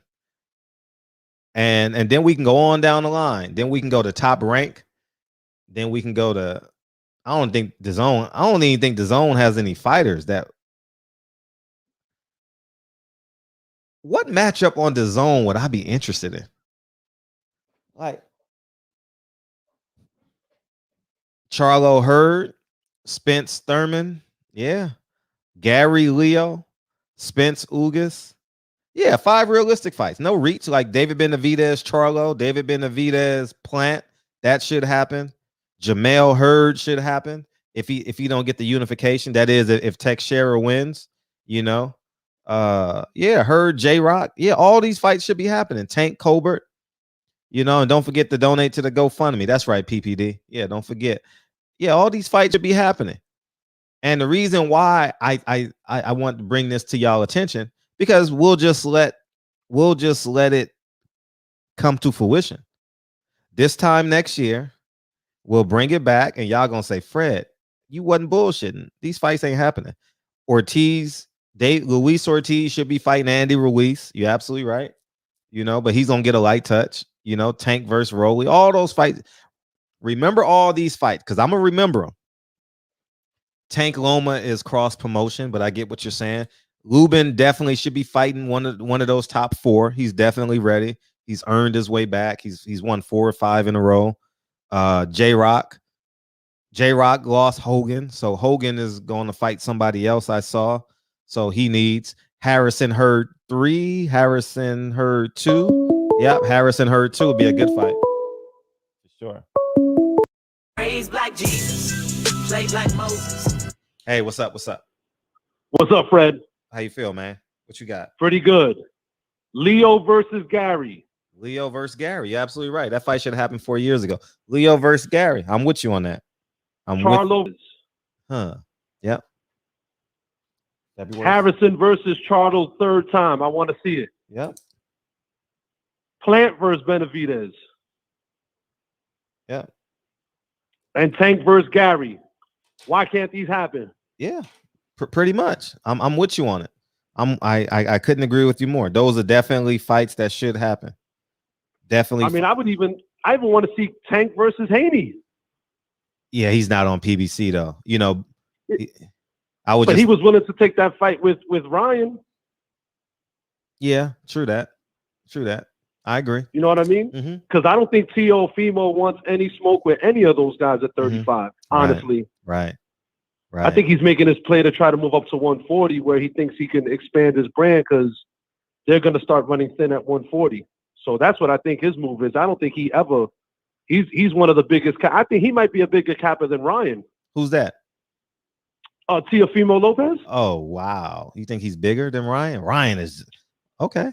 I accept. Yeah, and I'm from Brooklyn. He's a disgrace to me, actually, and not by a skills perspective, but come on, man. Like, you were out there talking all this stuff about everybody forgets Pretty Boy Floyd and only thinks about Money Mayweather. The second he gets a couple of straps, this dude talking like he's like the king of the castle. He didn't really put in that work. He only had like 20 fights. Right. If that. Like, so how is he not trying to take on all comers and try to unify and unite? You know, like, it's not like the money ain't there, Fred. Everybody would pay for those fights. I would. Yep. But I just don't think he wants to smoke. I think his dad knows he doesn't want to smoke either. I just think they're trying to blow smoke up people's ass. They're trying to like take a page out of De La Hoya's playbook. Just name a bunch of names and then pounce. Yeah, they milking it. They definitely milking. They enjoying it. It's fucking horrible. Yeah. It's fucking truly horrible. But what do you think about the chances of you know, Charlo and Benavidez happening? Because that's a good fight. It should happen. Honestly, I'm not even gonna front with y'all. That fight should happen. That fight, oh my gosh. That would be interesting because that's a step up for Charlo moving up in weight, and Benavidez is a problem, man. I would actually favor Benavidez just because he's acclimated at 68. But do you think that's something that Charlo would take a touch fight at 68 and then fight Benavidez, or it's no need? It's honestly no need. Charlo is, I mean, me personally, I believe Charlo is in his elite prime, his elite competitive prime right now. I mean, got you. He's gonna knock out Caleb Truad, and you know he'll beat Caleb Truad 12-round decision. You know, people gonna be like, "Oh, he ain't ready. He's this." He's gonna win that fight. You know, he should just go up and fight him. Honestly, just maybe. I mean, I think he is at his peak. I just don't know, man. Benavidez, I think that's the kind of fight that shows you. I think you touched on it yesterday, where you actually see all of Benavidez's tools. He's an athletic man. The Charlo's a beast, man. Yeah. He's a beast. Yeah, he is. And Charlo's a monster too. The Charlos are something I've never seen before. Like, yeah, they're determined. Yeah, very determined. Will, all the above. David Benavidez got a skill set that, oh man, I wish he's so much better than people that he just uses. He don't really have to bring everything out. But I've seen him spar Bivol. I've seen, that guy's a monster too, man. Yeah, but Bivol and Better Biev. That fight should happen too. Yeah, but that's cross promotion. Yeah, but it's just, like, come on, man, for the fans, bro. These guys gotta meet in the middle with us, man. That is a great fight too. Bivol versus Beterbiev. Mm-hmm. I mean, that wasn't a name that Canelo wasn't throwing around when he wanted to move up to 75. Yeah. I was just trying to think of fights. So because I need the barbershop to really understand that these guys work together when they want to. I'm just they not in it for the. They not in it. They have personal relationships with the fighters, and that's beautiful. But in terms of the business of boxing, that they putting too much water in the Kool-Aid. I agree. That's just what I believe. A lot. Mm-hmm. I think that's why we're getting outbid by the UFC, and that's why the UFC's uprise has been happening. Mm-hmm. And it's not even at a slow rate anymore. They are really capitalizing on being a league and being able to dictate the matchups. Right. And fortunately for them, that's the matchups that the fans like. Mm-hmm. We're not getting that because we basically have too many hands in the cookie jar. Mm-hmm. It's just and we as the fans are suffering. But I'm gonna get off this, man. Appreciate you, Fred. First time caller, No. I called last night, man. Oh, last night. Okay. I called last night. Oh, I missed that. Okay. From Stormy. Yeah, New York. That was 2 nights ago. 2 nights ago. Not but I'll be night. watching. I watch every night, man. Appreciate you. Get me through my night shift. Man. Oh, that's love. Appreciate you, Fred. All the time. All right, later. Yeah. Later. Yeah. New York had 24 inches of snow, man. Jesus, 24 inches of snow. I'm getting on a plane. 24 inches of snow. I'm going to visit my grandma in California.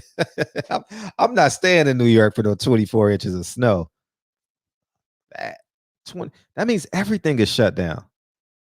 24 inches of snow? Sheesh. But you got family that's a little bit different. Canelo, Plant, Charlo, anyone I didn't mention, need to leave my man alone. David Benavidez is a problem. What's up, O Brown? He's a man. Yep, 24. We're not talking about rims in Atlanta. Praise Black Jesus. Play Black Moses. What's up? Hey, what's going on, Fred? How you feel? I'm doing good, man. Doing good. I just wanted to continue the conversation that we had yesterday. Okay. Harrison Charlo 1. Harrison Charlo 2. Great fights, free TV. Williams Rosario. J-Rock versus Hurd. I mean, I'm just going one division. All the great fights that PBC has given us. You know what I'm saying? And that's hell. Kolnacki and Helenas. Not two great guys, but that was a good fight. An upset. Those guys were throwing hands. Another good fight. You know what I'm saying? So there's been great fights for free on PBC. You know what I'm saying? So this year, you can't really hold this year, Fred. We're still in the middle of a pandemic. I mean, yes, we won all these fights, but if there's no live gate, nobody's, what you want them to do? Nobody's putting on these big fights right now because there's no live gate, Fred. So you can't really say if we don't get them by next year, they're not doing it. It's a pandemic. Everything's still shut down all over the world. So how are you holding all these guys? It's just the business of boxing sucks overall. And Haymon is trying to change the entire game, but it's not going to happen overnight. They've been fighting him every step of the way, and he's still coming out on top. He's not done yet, Fred. So we can't keep holding him to a level, Bob Arum's been at this how many years? Tearing the game up. We don't get the fights we want. The fighters are all complaining. Hell, Teofimo was about not to fight Lomo for an extra $500,000. These guys, Terrence Crawford, he had to get his lawyer after Bob. I don't see that with PBC. Canelo just left Oscar De La Hoya. So we're not going to get a lot of these fights in 2021. But so far, I like what they're doing. I like what PBC is doing. A couple weeks ago, that Fulton fight was great. They got 122 on lockdown. They got 4 great fighters right now. We're going to get all those fights before probably by the end of the year. You know what I'm saying? Fulton and the guy you had on your show, I forget his name. But there's a lot of guys. Leo is still in it. Just because he lost to Fulton, he still could get back in it. We're going to get some great fights, but we may not get all the big fights because there's no fans right now, Fred. So you can't give us a say if we don't get them by 2022. It's a fail. I told you that's going to happen. There's a whole lot of stuff on hold. There's NBA games getting postponed because of this damn pandemic. I mean, you agree with me on that, Fred? I mean, you can't hold them accountable. No, I'm gonna just let you. I don't want to go back and forth with it. I'm gonna just let you say your monologue. Well, I just want to go. Can you just go ahead? I mean, you can't hold them to 2022 when the NBA, the NFL. I'm in Pittsburgh. The Steelers had a game postponed from Thanksgiving all the way till next Wednesday, dealing with this shit. And that's $1 billion. You know, that's way more popular, way more money than what's in boxing. And that shit got pushed back. And you're holding boxing to the same thing as the most known sporting event in the United States, football. Come on, so you got to adjust this and stop putting this out on Al Haymon. Like DB said, no hate in the month of February. None of this duck talk in the month of February for our black fighters. You know, fuck Canelo, fuck all these other dudes, but the black fighters, we got to stop being so hard on each other. We got to start this unity, and we can't keep going out here, you know, shitting on Al Haymon, shitting on these other fighters about this duck, and we see how things are moving in the sport of boxing. Devin Haney's getting screwed all the way around. You see it. You called out when you had Suleiman on. You called him out. Wilder, the way they're ducking him. He champion 10 title defenses. They're just going to take his belt. Maybe. And you still trying to put that on Al Haymon. That ain't Al Haymon. That's Bob Arum. That's crooked-ass WBC. That's the politics of boxing screwing Deontay Wilder. And you still try to say you looking at Al Haymon funny for that. Come on, Fred. Can't you see it's the whole system trying to go against this man? It ain't Al Haymon not looking at a contract. They wouldn't still be in mediation if they failed on their part. They would have said, you missed the deadline. Here's the fight for AJ and Wilder. But they're in mediation because, unlike what you've been telling us, bruh, Al Haymon did not miss a deadline. It's the business of boxing trying to screw another black man like they always do. They're trying to set it up what they had, the murderer's row. I'm from Pittsburgh. Charlie Burton, he would have gone down as one of the greatest ever. He was ducked for years. They're trying to do the same thing like they did with Charlie Burton way back in the day. They're trying to do that with Devin Haney, trying to do that with Wilder. And this is not Al Haymon. He's saving these brothers' careers. They wouldn't have made the money they made without Al Haymon. You know, they were sitting over with Oscar De La Hoya. Their careers just wilting away until Al Haymon did this with PBC. So stop shitting on him. He's doing what he needs to do. And all we got to do is support that man. Every fight, I bought all 3 pay-per-views. Spence, Garcia, I paid for that one. Tank, Leo Santa Cruz, I paid for that. I even paid for the Charlos before they started talking this crazy shit about Wilder. And Mel Charlo's always emotional. So, that's just what he does. Fight his ass off, but he's too damn emotional for me, like a woman. But Fred, we got to get off this. Al Haymon is getting this done. It's the business of boxing that's screwing us. And he's trying to change it. He even talked about, there was a rumor that he was even going to start his own belt because of the bullshit with the WBC, the WBA, the IBF, and all these other belts, just making belts for more sanctioning fees. Come on, Fred. You got to stop hating on Al Haymon. Fuck Kelly Swanson. I know she did some dirt, but you can't put that on Al Haymon. Al Haymon is getting the job done, bro. That's all. Stop the hate on Al Haymon. I'm going to keep preaching that, especially at least let us get through February, Fred, before you keep shitting on him, man. But I appreciate you bringing us all kind of things. I want to end on a good note. That story you told to Leak and Kennedy about naming your kids and everything, that was classic, man. I definitely appreciate that. I appreciate a lot of what you've done. I made a number of donations on the GoFundMe for that. I'm going to make another one now. But you got to stop shitting on Al Haymon. That's a must. All of us got to stop shitting on Al Haymon. Stop this duck talk about these black fighters.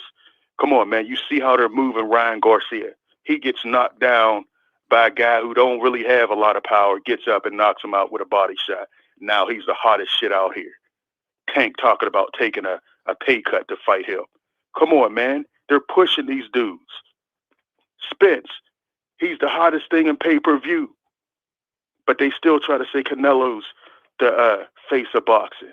Come on, man. So when we're actually doing stuff, but old media is already shitting on these brothers one way, we can't be shitting on them another way when it's a lie.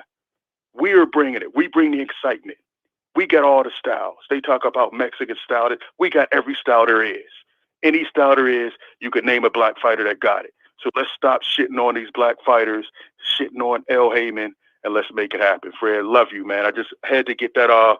I'm going to keep pushing it. You got to stop shitting on Haymon. He's getting the job done. Peace. Peace.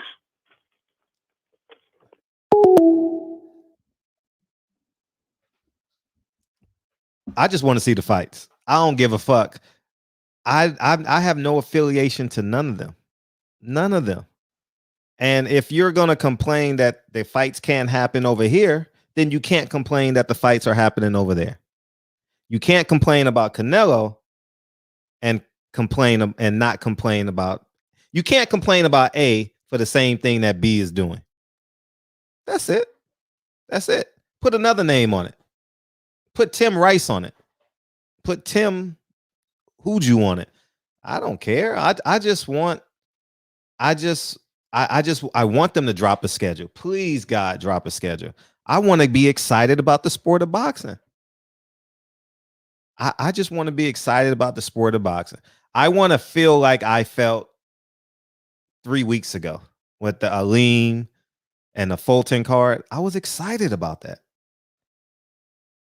I was excited about it. Y'all don't want to. Y'all like narratives. He's racist. He's not. No, focus on the fights. Focus on demanding the fights. Focus on demanding the fights. Yeah, we can highlight the stuff that's going on, but stay focused on what your money is paying for. Stay focused. Stay focused. Stay focused. That's all I'm going to say. I hope that I will listen. If they give us a great fight, if Top Rank gives us a great fight, I called Bob Arum a liar on this show about Manny Pacquiao and Terrence Crawford. Any other media member done that? I'm not. Raise your hand. Raise your hand if you call Bob Arum a liar in an interview. Raise your hand higher. I can't see it. Y'all forgot about that. Y'all forgot, huh? I'm just a Bob Arum. No, I just make people feel comfortable. And y'all enjoy it because y'all don't miss them shows. So, anyhow, all I'm saying is I just want the fights. And if we get the fights, Frederic enjoys spending his money on boxing. If I don't get the fights, then fuck it. I'm not. If y'all want Bob Arum to pay for Sean Porter, then you should want Al Haymon to pay for a fight. You can't say Bob Arum is cheap and then say, oh, it's COVID. We can't make the fights over here. It's an imbalance, man.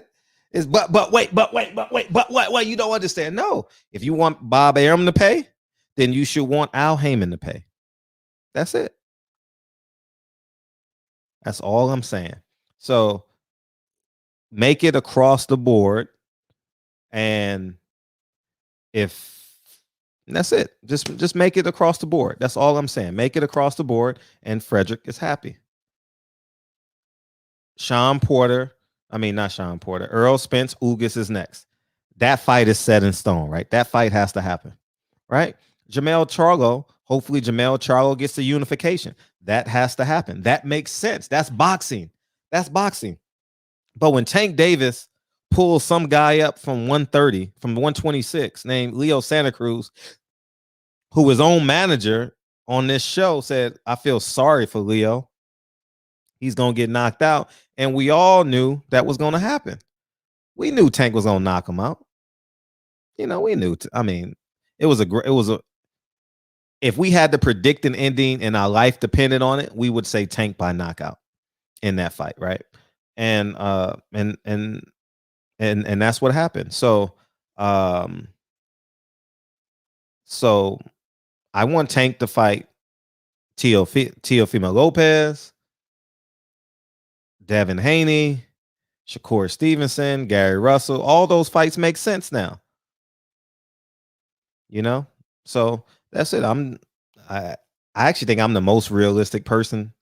I think I'm more realistic. We're more realistic than you. So I think like if they can make a pay-per-view fight, then they can make a fight. If Plant don't fight Canelo, he should fight Benavidez this year. Because if you can make a Plant Canelo fight, then guess what? You can make a Plant Benavidez fight. It's cheaper. If you're going to offer Canelo $75 million for 3 fights, you can afford any fight in boxing. Isn't that what 78 and Blue Blood are reported? So money isn't the thing. It's just, make it make sense. The same way I'm saying y'all niggas see this is how we're Canelo doesn't sell pay-per-view. See, you're wrong again. He doesn't sell pay-per-views. There should be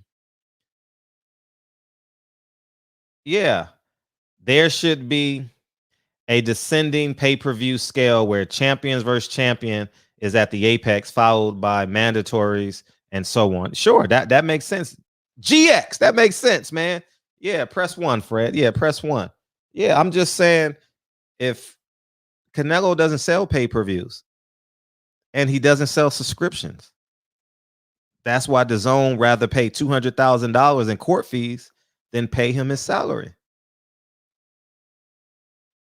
I think I'm just the most realistic. I honestly think I'm just the most pragmatic person.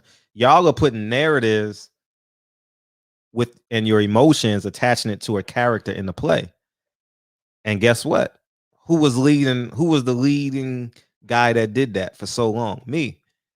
But now when you at home for a year and you can see things from 50,000 feet and you can see the bullshit Top Rank does, you can see the bullshit PBC does, DAZN does, who's the 4th one? Golden Boy does. You're like, oh, this whole shit is fucked up. The whole shit. If Caleb Plant don't fight Canelo, there's no way David Benavidez, Caleb Plant shouldn't happen this year. There's no way. I'm not accepting it. There's no way those 122-pound guys shouldn't unify this year. It's no way. 154 should be down to like 2 or 3 players by the end of the year. It's no way. And those cards are great undercard fights. It's no way. It's no way. So it's no way. Oh, y'all want to digest it a little bit better? I'll digest it. Let's flip the coin to the other side. It's no way Shakur Stevenson should not be fighting the winner of Frampton and that other guy. There's no way. That fight should be next. Right? So, 154 got like 6 players because you forgot about Laura. You forgot about Lubin. Lubin won 5 in a row. Jamel Charlo. Jared Hurd. He just won. I mean, 154 is loaded. Even if they lose, they should still be on the undercard. Even if you lose at 154, you still should be able to come right back and keep on fighting. Anything can happen. Anything can happen in that division. Anything can happen. Fundora should be ready. Fundora should be ready for one of those guys because he just beat the guy he knocked out the guy that everyone beat. And that guy is no disrespect to the kid, but the kid out of Chicago. I'm trying to think of the guy's name. Y'all know him. TB knows his name. What's his name? Out of Chicago, man.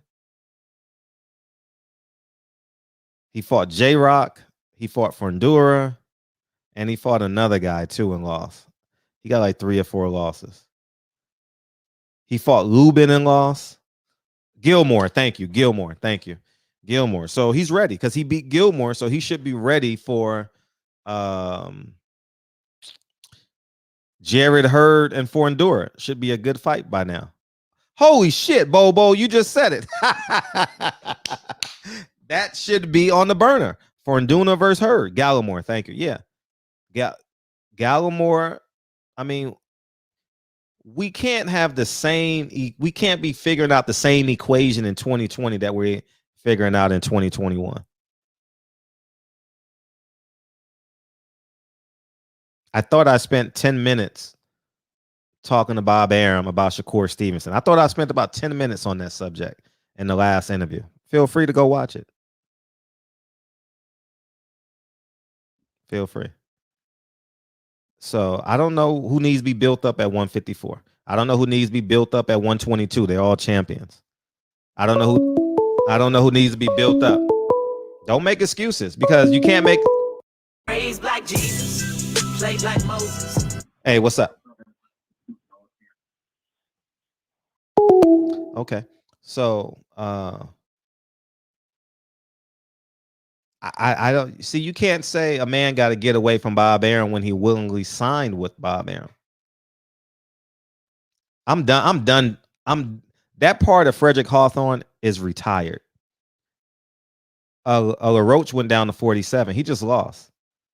But that side of Frederic Hawthorne is buried. Convincing the fighter not to sign with Top Rank or Golden Boy, I'm done with that. I'm not even gonna waste my time with those videos no more. That's a waste of my energy. I'm done. There's enough history out there. There's enough people in boxing. You know enough people. I'm done. I'm just gonna talk about what we have at hand. So if a fighter signs.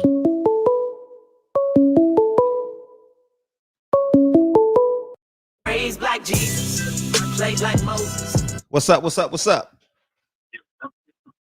Hey. Peace. What you got? Hey, man. I'm surprised I got through, man. I'm shocked. Hey, what's up? Tell us your name. Hey, I'm Derek, man. I'm Derek, man, from California, bro. Oh, I gotta welcome you. Can I welcome you to the show? Do that, bro. Do that. Sure. Welcome to the show. Hey, welcome, man. I appreciate you. Hey, Fred, you're one of my favorite, bro. You're a real brother, man, and you're inspiration, bro. Oh, I appreciate that. Thanks for sharing your story on this live like you do, man. Appreciate it, bro. Oh, that's love.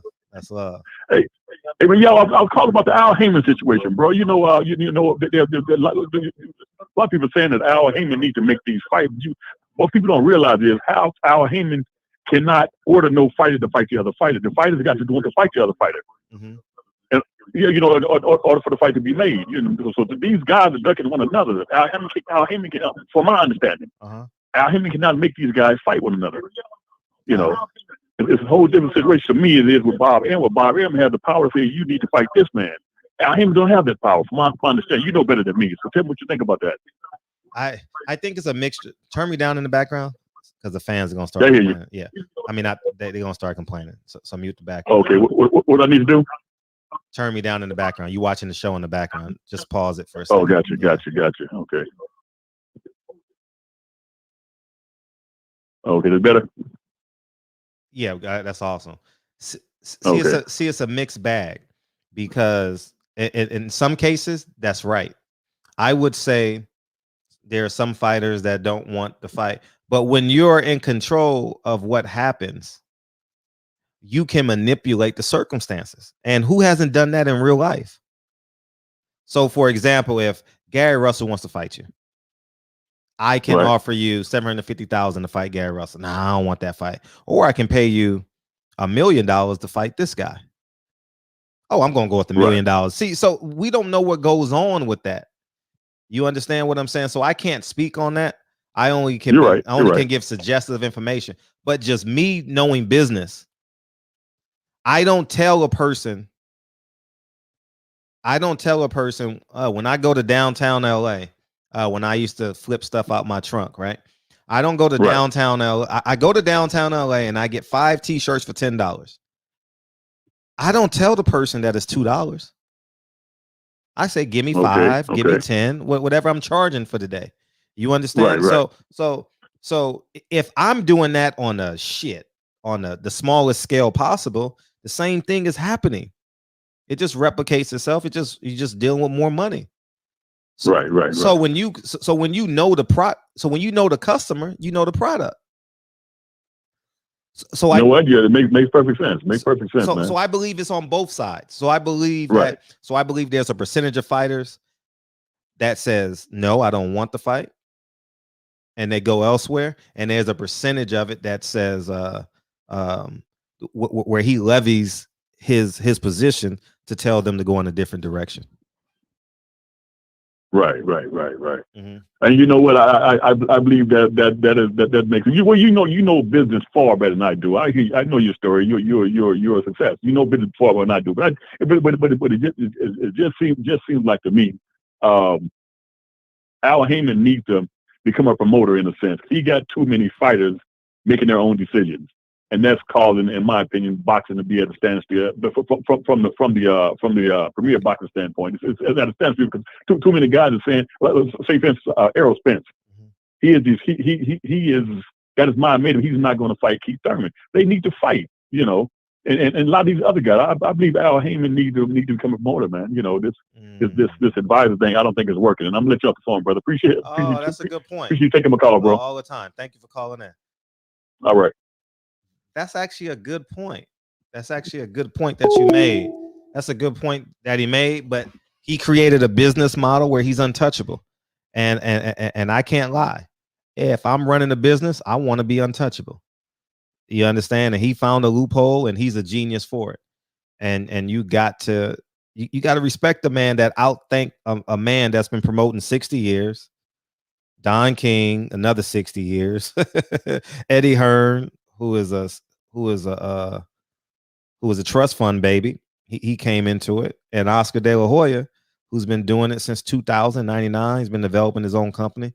So he outsmarted over 200 years of promotional experience. You can't take that away from the man. So if he goes into promotion, now he falls under rules and regulations. You know what I'm saying, Gregory X? So shit, I can't get mad at the dude. I ain't gonna lie. I can't be mad at him. Top ranking Golden Boy should be utilized as a 6-fight developmental promotional contracts for entry level and journeyman fighters. Imagine. Now they don't want to share the pot. They want the pot. You know, that's the thing. Yeah, I agree. Al Haymon changed the game. I agree. Now I want the fights. I just want the fights, man. I don't choose to care how successful Al Haymon is. I don't choose to care how successful Bob Arum is, Eddie Hearn is. I want the fights, man. I just want the fights. That's it. I understand y'all in love with the narratives. I'm not in love with the narratives anymore. Nah, I'm not in love with the narratives. No more. I love the narratives. It makes me feel good. It makes me like the fighters maybe a little bit more, but at the end of the day now, I want the fights. And I think as a collective, we have to demand these fights. And how we demand it is putting our money where we want where the fights that we should make. And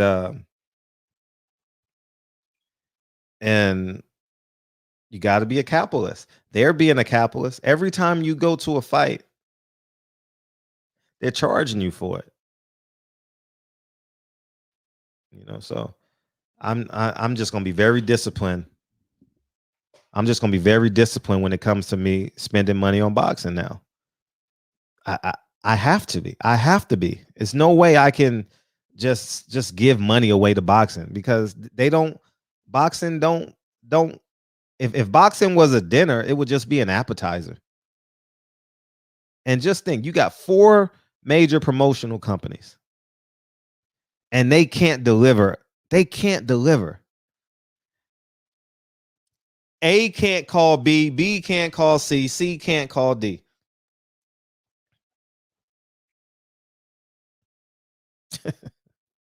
We can't even get Triple G in the ring. So that's where I'm at with it. That's where I'm at. You know, being away from boxing and has opened up a lot of. I see it. I actually see the plays before they happen. I told you Floyd wasn't fighting. I told y'all that fight ain't happening. I told you the night Ryan Garcia won on my Instagram. Ryan Garcia ain't fighting none of those guys. Why y'all even gonna believe it? Y'all going from chat to chat. Oh yeah, the fight gonna happen. It ain't happening. Leonard Ellaby said Ryan Garcia Tank is happening. Oh, it is? I know. And then he also said boxing is bigger than the fans. He said boxing is bigger than the fans, and y'all still gonna give him pay-per-view money. That makes y'all a hoe. What are you getting in return? Tank versus Vasquez, Marquez, Venezuela, Panama. I'm not falling in that trap no more. You know, COVID has allowed. I mean, I'm just saying, I'm wide awake. I figured if I don't put a name on it, y'all digest it a little bit more. If I say Al Haymon, y'all get emotional. If I say Bob Arum, fuck Bob Arum. So I'm not gonna put any names on it. I just think that fans deserve at least one great fight a quarter, man. 4 fights a year is not hard. Dude, 4 fights a year from the people that's supposed to fight. Not no motherfucking outlier experience like that fight. I still haven't seen it. That fight that was for fight of the year. I mean, that fight is cool for fight of the year. You know, I'll watch that, man. Maybe I still ain't watched it, you know, but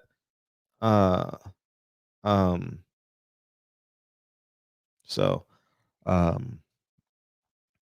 I think we deserve one good fight every quarter. I don't care where it come from. That's fair. Fighters wouldn't be scared if we stopped paying them. That's the catch.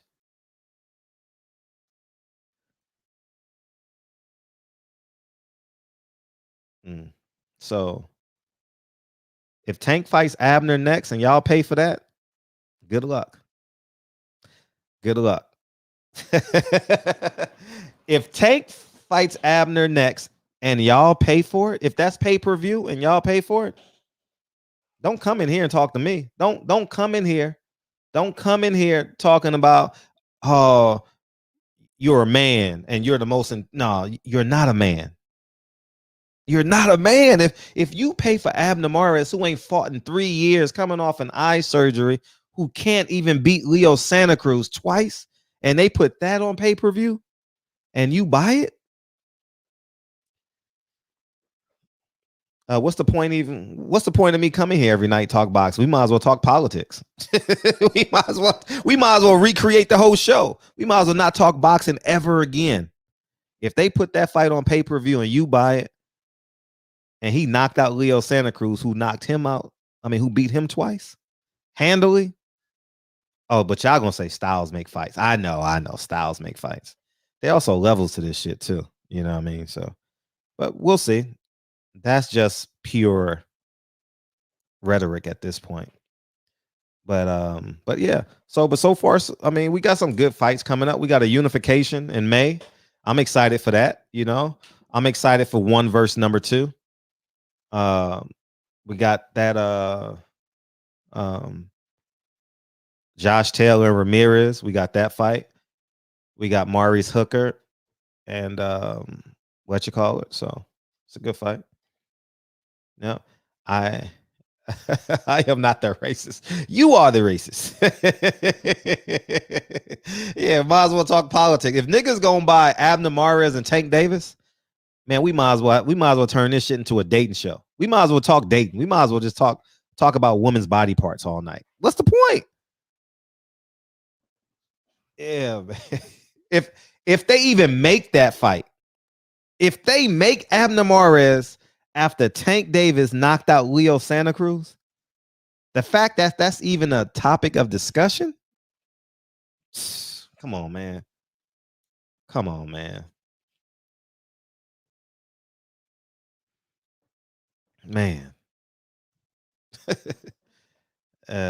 Yeah, Tank needs to fight Loma.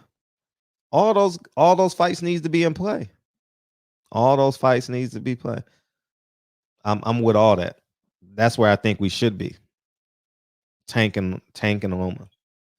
Tank, Loma. Actually, Loma versus the field. Loma versus the field would be great. Loma versus the field should be great. So yeah, Loma versus the field. I like Loma versus any one of those four. I even like the rematch. I'll be interested. The rematch. Gary Russell. Who else? Shakur Stevenson. So Loma versus the field would be okay, but Bob Arum already said he's getting a light touch in April. So he's fighting somebody he can beat in April. So we should be so Showtime should be dropping their card. So it typically goes in order. So David Benavidez, then you got the Charlos, and then you got Tank, and it recycles itself. So that's going to be the order of the Showtime schedule. So David Benavidez in March.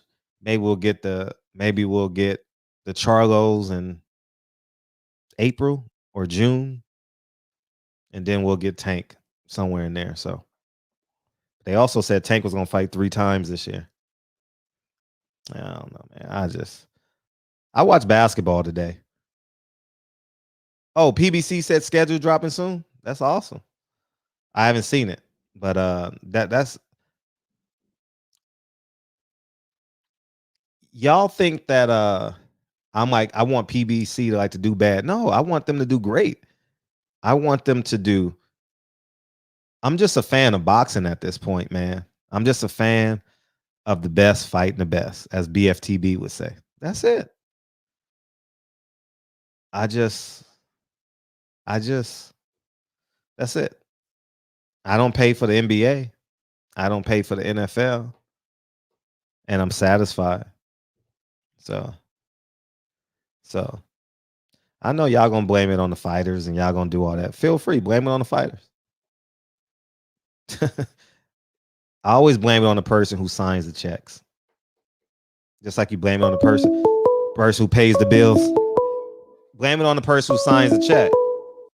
Raised like Jesus, played like Moses. Because if it was the fighter's fault on Top Rank, y'all wouldn't be blaming Bob Arum. What's up? What's good, man? Hey, what's up, man? Who this? This is Matt from Arkansas. First time caller? Yeah, first time caller, man. Let me intro you. Welcome to the show. What's up, man? I appreciate it. I got one question, man. Yeah. You remember what happened to like when Paulie got fired? Yeah, I remember that. Okay, what if we did that to the promoters and the promotion companies? Like every time, excuse me. Like every time they try to throw us a trash fight, how about we just boycott it like that? I'm with it. And say we're not paying for it. I'm with it. 100%. And that's what I'm trying to get us towards. That's the ultimate goal of what I want to do. Is say, no, we ain't paying for this shit. Nah, I don't care what network is on. Canelo Yeardrum, we ain't paying for that shit. Yeah, I'm not paying for that shit. No, man. We ain't paying for that shit. No, we ain't. No, if I cared enough, I would say but it's no point. Like I know, I mean, this platform don't support them anyway. So, I mean, like financially in the numbers. So it's but if Canelo was black and he was fighting Yeardrum and they made us pay for that shit, shit. Hell no. Hell no. Catch him. Yeah. And I'm gonna blast them. And it's gonna put fear in them. Yeah, exactly. I mean, and they're gonna stop giving us that. Yes. I mean, I feel like that's like the only solution that would stop the BS in boxing. Yeah, money. Because I mean, us as the fans, I understand that we support our people. I get it. But if we, we us as the fans need to stop feeling like we're responsible for, making their paychecks when we're the one paying for it. You get what I'm saying? Right. Yeah, I'm sounding like the caller. I believe that we take on too many roles. Just be the fan. Exactly. Just be the fan. We get into the politics of it too much. And I get in arguments with different people all the time. And I'm just like, man, I don't care about none of that because they don't care about us. I just want to see the fights. Yep. Especially if that's coming out of our pocket, know, because I couldn't agree with you. I don't want to wait 10 years for every, two big names, right? The fight. Like I want to see it right now while they're in their primes. Yeah. But that's all I got, man. And I'm gonna, just hang up and listen. All right, I appreciate it. Thank you for calling in. Thank you. I appreciate you, man. Time out your evening. Yeah, for sure. Yeah, it's just I'm done with this shit, man. See, here's another thing. The fact that I can be more successful not leaving my home covering boxing should tell you how 360 we got to do this shit in boxing. We literally got to be an impact. And y'all don't see it now because y'all feel obligated to spend your money on boxing. I don't feel obligated. I feel like I want to. I don't feel like, man, damn, I got to buy this pay-per-view this Saturday because I love boxing. I don't give a fuck about that shit. Nah.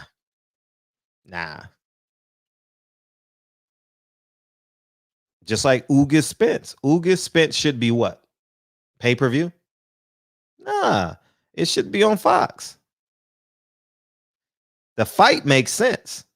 Ugas Spence, the fight has to happen. Makes perfect sense. Ugas Spence. I know Ugas ain't Terrence Crawford, but sometimes the Kansas City Chiefs got to play the San Diego Chargers twice a year. There's nothing we can do about it, right? So we just watch it, right? Or who's the worst team? The Cleveland Browns. Somebody got to pay. You got to watch the Cleveland Browns. You know what I mean? So that fight has to happen. I don't believe that's a pay-per-view fight. I think it's gonna fuck up Earl Spence money.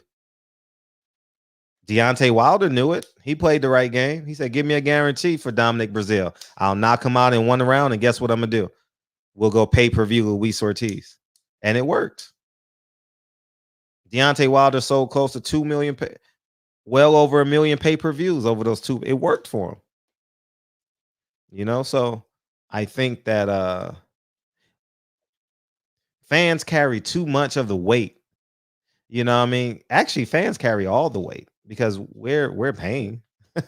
So 100% of the money in boxing comes from us.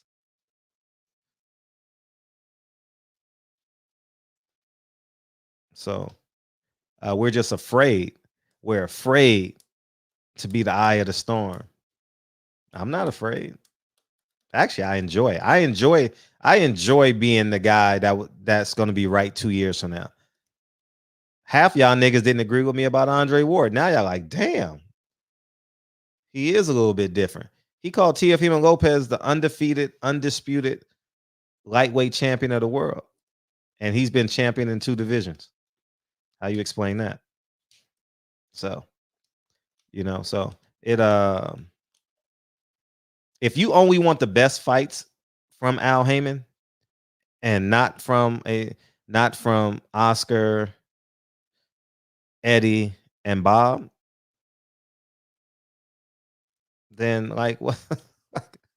Then you're never going to be satisfied. You're never going to be satisfied. And I was that person. I was genuinely that person. I'm telling you, COVID woke me up, man. COVID, I saw this shit. I see Sean Porter begging for a fight. Keith Thurman begging. I'm like, oh shit, this is interesting. Follow the money. Caleb Plant makes $750,000, and the other corner only makes $150,000. Ugas makes 500,000. The corner only makes 100,000. Like, this is interesting. This is interesting. It hasn't been two fighters on Fox competitively all year. It hasn't. And that's the fact. They only paying one corner. And we say, and here's the catch. We say that's okay for one person to do it. And then we say Bud got to fight somebody. But everybody in this chat, not everybody, it's an exaggeration. Many of us are going to go complain tomorrow that Bob Arum needs to pay for Bud to fight somebody. Right? And then you say, well, it's okay. Caleb Plant don't have to fight nobody because there's no money in boxing right now. And then you say Teofimo Lopez got it. You said everybody in the chat. I remember this night. Everybody in the chat. 90% of the people in the chat says Teofimo Lopez got to fight somebody. Right? Didn't we say that? Teofimo Lopez got to fight somebody. Bob Arum got to pay for him to fight Devin Haney. Bob Arum got to pay for him to fight Tank Davis, right? Everybody said that. But then you flip the other side. You say, oh, it's okay. Caleb Plant can fight this guy. I know this is mandatory. I'm just using it as an example. Ugas can go fight Ramos for the WBA regular. So, you got to make y'all got to make it make sense to me. Do y'all want Teofimo Lopez to fight a $100,000 opponent? Would y'all be satisfied with? I'm asking a question. Would y'all be satisfied with Teofimo Lopez fighting a $100,000 opponent? Would you be satisfied with Crawford fighting a $100,000 opponent? Would you be satisfied with Canelo fighting a $100,000 opponent? Who else? Would you be satisfied with Triple G fighting a $100,000 opponent?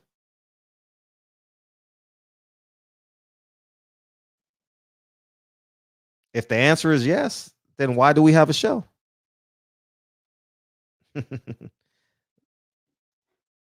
So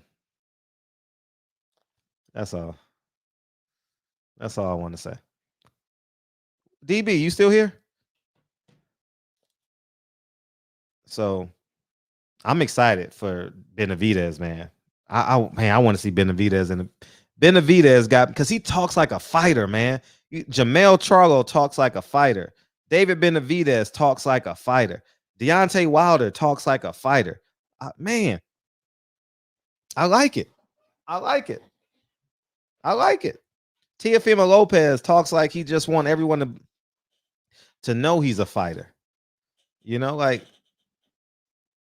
y'all enjoy David Benavidez because he's like, y'all was like, damn, he really want that smoke. Jamel Charlo. I think Jamel Charlo will fight anybody. There's not many of them in boxing. So, yeah, literally. Yeah, it's a ratings game. If ping pong was it, that'll be it. But knockouts sell. I can't wait till it's revealed. Y'all be like, when we start talking about the fights that were made in 2021, y'all gonna be like, damn, none of the fights came to fruition. Wait, it's next. It's next. It's next. I appreciate you. Too Stiff Rich. I appreciate that. That sounds like an Oakland name. Too Stiff Rich. That sounds like you from the Bay, man. That's straight Bay name. You know what I mean? Or Memphis. Memphis or the Bay. We know if boxing say, yeah, right. Yeah. Yeah, man. So I guess where DB at? You gone, DB? Where you at? Oh, Savannah. Savannah, maybe. Shout out to Stacks, man. Savannah, maybe. Yeah, man. By the way, as I was doing my I was doing my notes for the Lincoln Kennedy interview, I saw the Clippers play the Nets. Oh shit. Oh, he said hang on. Yo, the New Jersey Nets? Woo. I don't give a fuck what nobody say. Good luck. Good luck. And they're gonna have 50 games under their belt by the time the playoffs start. Shit. Y'all better enjoy the show. Y'all better enjoy the show. Man. Wow, they're good. Wow. If they can keep that joint together and maybe pick someone up off, you know how they cut people before the trade deadline and stuff like that. They bring up people from the D League, people who come back from China. Man, I saw them in the fourth quarter, and y'all saw this too in the fourth quarter, where James Harden made a three. Then Kyrie Irving made a jump shot. Then KD made a jump shot. And then James Harden got fouled on a three. I'm like, they do it so effortlessly. No, I'm actually rooting for Brooklyn. I'm rooting for Brooklyn because you know what made me root for Brooklyn? Charles Barkley. Charles Barkley made me root for him. What up, DB? What it do? Hey, I'm solid, man. Yeah, the Nets. Rock solid. Yeah. You see the Nets game today? Man, listen. The Nets look good. The Nets have a lot of talent. They can beat anybody in one game. They just can't beat the Lakers in the series. I want to see it. Have they played yet? The Lakers and the Nets? Nope. Hopefully nobody has COVID or injured. Man. We shall see, huh? We shall see. Oh man, we watching that. Oh man. That's what the show gonna be about. Lakers versus Nets. I want to see that. They may have them on the on this road trip. They in Atlanta yesterday. Yeah. You know? Yeah, hey, them Lakers, man. Them Lakers different, man. And congratulations to Caleb Plant. So he did 2 million views. Shout out to Plant. Yeah, 2 million people. That's awesome. Yeah, that's shit. Whether it's free or not free, to get anything over 1 million people to tune in or something. Right. So crazy. Okay. Yeah, real quick. I heard something. I was semi-tuned out for a second, and I heard you talking about the biggest cappers. Oh yeah. What was the result? Gary Russell was in there. Okay. My list was one Haney. Oh, excuse me. No, not Haney. One was Ryan Garcia. Number 2, Teofimo Lopez. And number 3, Sean Porter. That was my 3. Okay. Who do you have? Man. I don't know if this will qualify, but I have to put Canelo Alvarez on the list because he said he wants to be undisputed. And he's only saying he wants to be undisputed because, you know, what's there for him. He's going to take the path of least resistance. Who? Not only that, though, his capping about not fighting any Mexicans, and David Benavidez said it.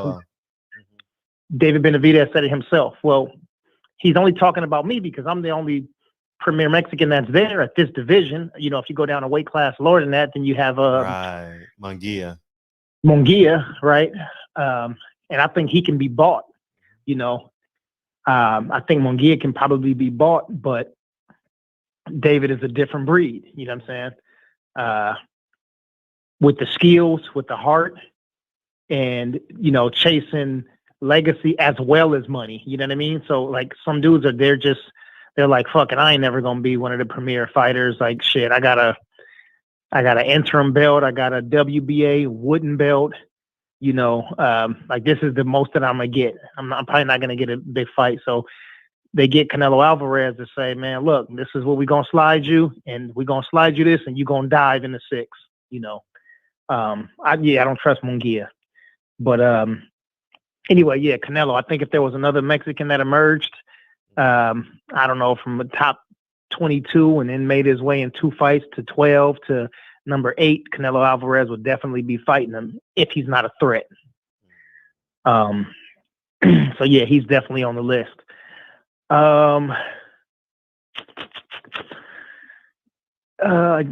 Yeah, Ryan, you know, Ryan and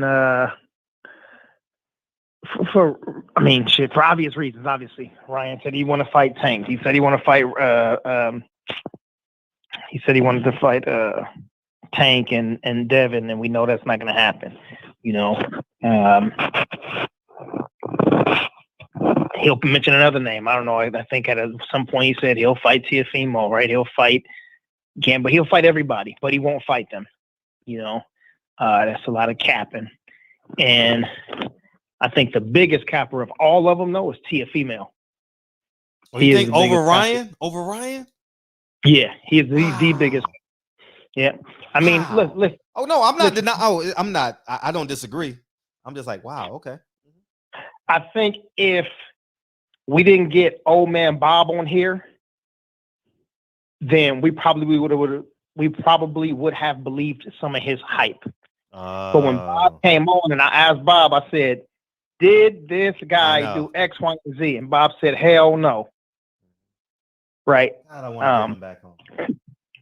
Say it again. I said, God, I want to get him back on, but there ain't no room in the calendar. Yeah. Man, you know, I was disappointed at the term sheet.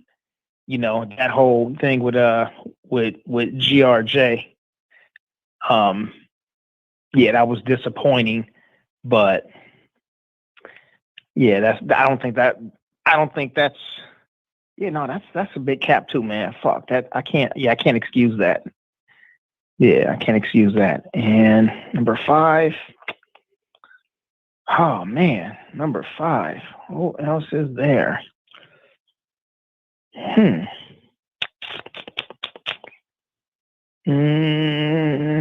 don't know. I don't know. I think shit. You don't think Sean Porter at the beginning of COVID about we're best friends, and now it's his it makes his career now? No, I don't think that was Sean Porter as much as that was Bud. You know, I think Sean Porter would have taken the fight back then if the fight was available. I think that was Bud, so he didn't want to embarrass I'm doing the air quotes, he didn't want to embarrass his friend, so he just went along with that narrative. Like, yeah, me and my friend are not going to fight. You know what I'm saying? Okay. So, but I don't think he created that. You know, maybe his father did, but I don't think that came from Sean himself. Okay. So, you know, so you don't think Team Porter, because they took us for a ride. We're not fighting. We're best friends. We called each other, and I'm like, come on, dog. That sounds ridiculous. Like, yeah. His father said that about EJ a few years ago. I don't know if you remember that. You know, like, yeah, no, we're not looking to fight this guy. I coached him in the Olympics and blah blah blah. You know, yeah. So I think it may be. I don't know if Keith Thurman was capping, because we ain't heard from him but one time. One time, huh? One time. That's funny, because I didn't even think what I said. But yeah, I mean, he just came back like a month ago. So within a month. So, oh man, yeah. We almost had him too. We almost had Keith too. Fuck. Yeah, I think one of the things with Keith Thurman is like I think it's probably 9 out of 10 people in here who already understands and knows that Keith Thurman is a weirdo. Okay.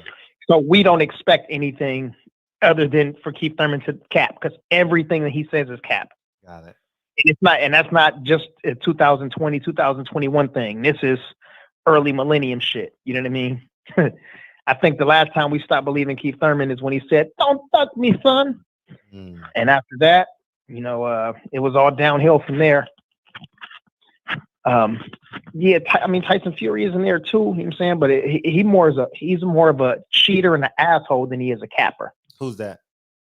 Tyson Fury. Nah, he's just a fucking asshole. Yeah, so I don't like he's not even in this category. Like there's something below hell that burns hotter for asshole like him. Yeah, I mean those are the guys. You know what I'm saying? So anyway, but you said you asked me if it was Sean, and I said Bud. So yeah, Bud would have to be on that list too because he said that he would, that this year it would be a lot more, and he's not going to wait on EJ. But the facts are that you are waiting on EJ because you haven't fought any premier fighters. When I say premier, let me change the wording because people think PBC. You haven't fought any of the primed elite fighters. He could have made a fight with, everybody, man. Other than Bob setting up a fight with Manny.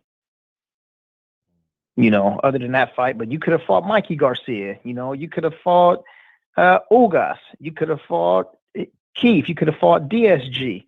Like there's plenty of other dudes that you could have fought. And then there's some B+ fighters, some of the mid-level guys at the division too. Like you could have fought. Man, listen, I don't know, man. Let's see Kavalauskas fight against what's the youngin from Texas? What's his name? Getting ready to fight. Virgil.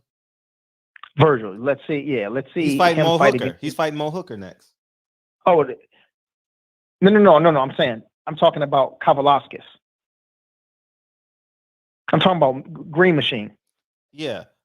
Who's he gonna fight? No, that's what I'm saying. I don't really know his talent level. Mm-hmm. Now, if he gets in there with oh man, what was Bud's big fight at 140? What was his name? The Armenian Russian dude. What was his name? Postal. If he gets in there with like a Postal and he style on Postal, then I'm like, okay, Postal's decent. He's a little past his time, I believe. From his last two fights, he looks slower and everything and aged. But if he gets in there with somebody like that and he's style on him, I'm like, all right, cool. And then give him maybe a step up above that. Maybe Jesse. Give him a fight with somebody like Jesse. Jesse always gonna go out there and fight at least, right? Jesse Vargas ain't he's not elite, but he's one of the B class guys. And if you get somebody like Mean Machine to go in there and beat up those dudes, and I'm like, okay, and Bud beat this dude like that, I'm like, all right, cool. Now it makes sense. But we don't know Mean Machine. There's 3 people in here, 4 people who knows this guy. You know what I'm saying? Maybe Mir and Tone Brown probably saw the dude fight before everybody else. Big Tank and L-Dub. Other than that, shit, the rest of us don't know this dude, so he doesn't count. Yeah. So yeah, Bud would have to be on that list. Huh? Is that your sharp group? Yeah, that's my sharp group. All right, cool. Yeah. There's a couple of other heads too, but like those are those are those are my sharp boxing group. I know you got DM groups and shit, you know what I mean? I'm not looking at the chat, but if I looked at the chat, I'm pretty sure I could pull up 5 of the names real fast, though. But when boxing heads don't know somebody, that's like, you know what I'm saying? Like, I don't know. I'm sure you remember. Half the people in the chat probably don't know because they weren't here yet. But Reggie Owens was doing fights just basically every day, and sometimes he would do 2 fights in a day. And these are old fights, right? And then you got some other boxing nerds. Like we're boxing enthusiasts. Like we're, we love the sport, but like there are those guys, like that's all they do. You know what I'm saying? I'm boxing, but I also watch kickboxing. I watch MMA. I watch jiu-jitsu matches and stuff like that. So it's mixed, right? Like you watch boxing, but there's also basketball and football and other stuff like that. But when those pure like boxing heads get a name and then we're like, man, we don't know who the fuck this guy is, and we can't give Bud or Sean or EJ nobody credit for fighting those dudes. unless it's just a mandatory. I get it. They got to fight their mandatories, but there's other guys with belts. Like I said, the WBA's got fucking 15 belts. The WBA, the super, the regular, the minor, the gold, the silver, the international. I mean, there's a ton of fucking belts. And then you got the interims and the champions in recess, and the WBC got 15 different titles. The Mexican title, the Inca, the Mayan, the Oaxacan. I mean, there's so many fucking titles for the WBC. And then there's the IBF, the IBO, and all these other ones. Like, you can find somebody, and he still just keeps coming up with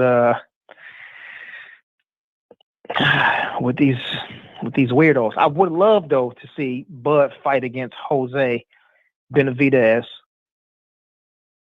after a full recovery, because I think that was the first 6 rounds of that fight was real good, and then Bud started pulling away a bit, but I think that would be a good fight. Yeah, French fries belt, yeah, but who couldn't? He said, "What do you mean, but who couldn't?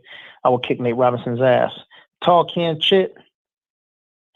Oh, talking shit. Oh, you funny. Get the fuck out of here. Yeah. I play basketball too. So what you gonna do now, punk? Yeah, man. Yeah. It's well, we'll see.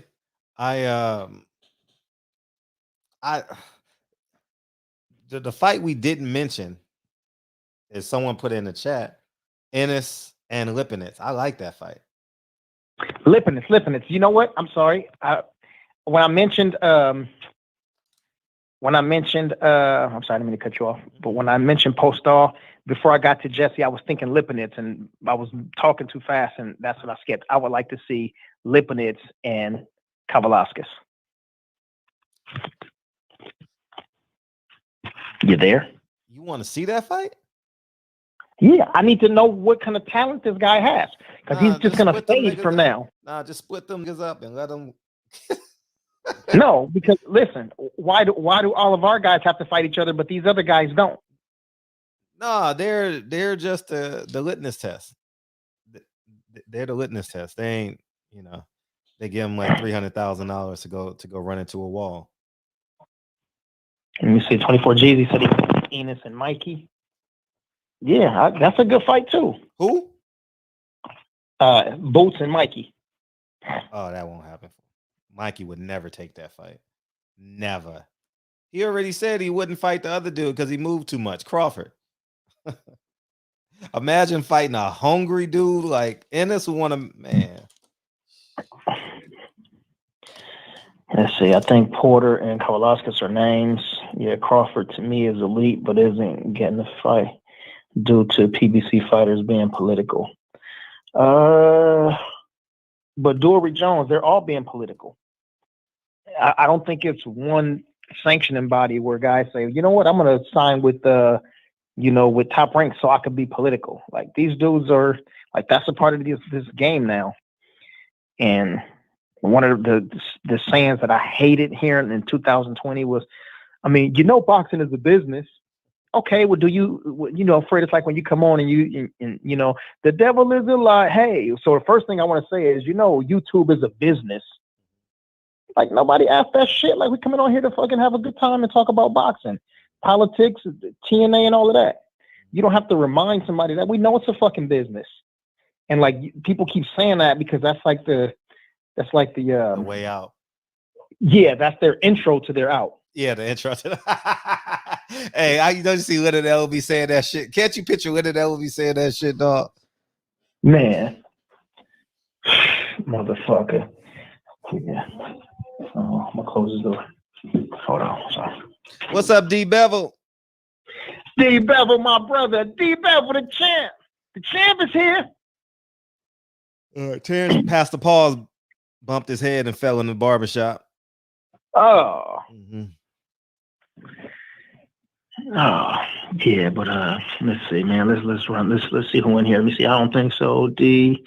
What D Bevel say? What did somebody say they disagree? Oh, Bud is gonna get Porter a slave beating. Porter's gonna do what? D Bevel said Bud is gonna give Shauna a slave beating. I don't think Sean was going to give him that distance to. Oh God, you're right. And again, correct me if I'm wrong. Maybe I'm not saying it, but an uppercut is not something that I see Bud using often. Yeah, that's definitely Sean's weakness. Is right, because Sean is going to stay inside. He's going to wrestle. He's going to hug. You know, he's going to stay really close. He can make it a living hell. He is going to make it a living hell for Crawford. I really don't think.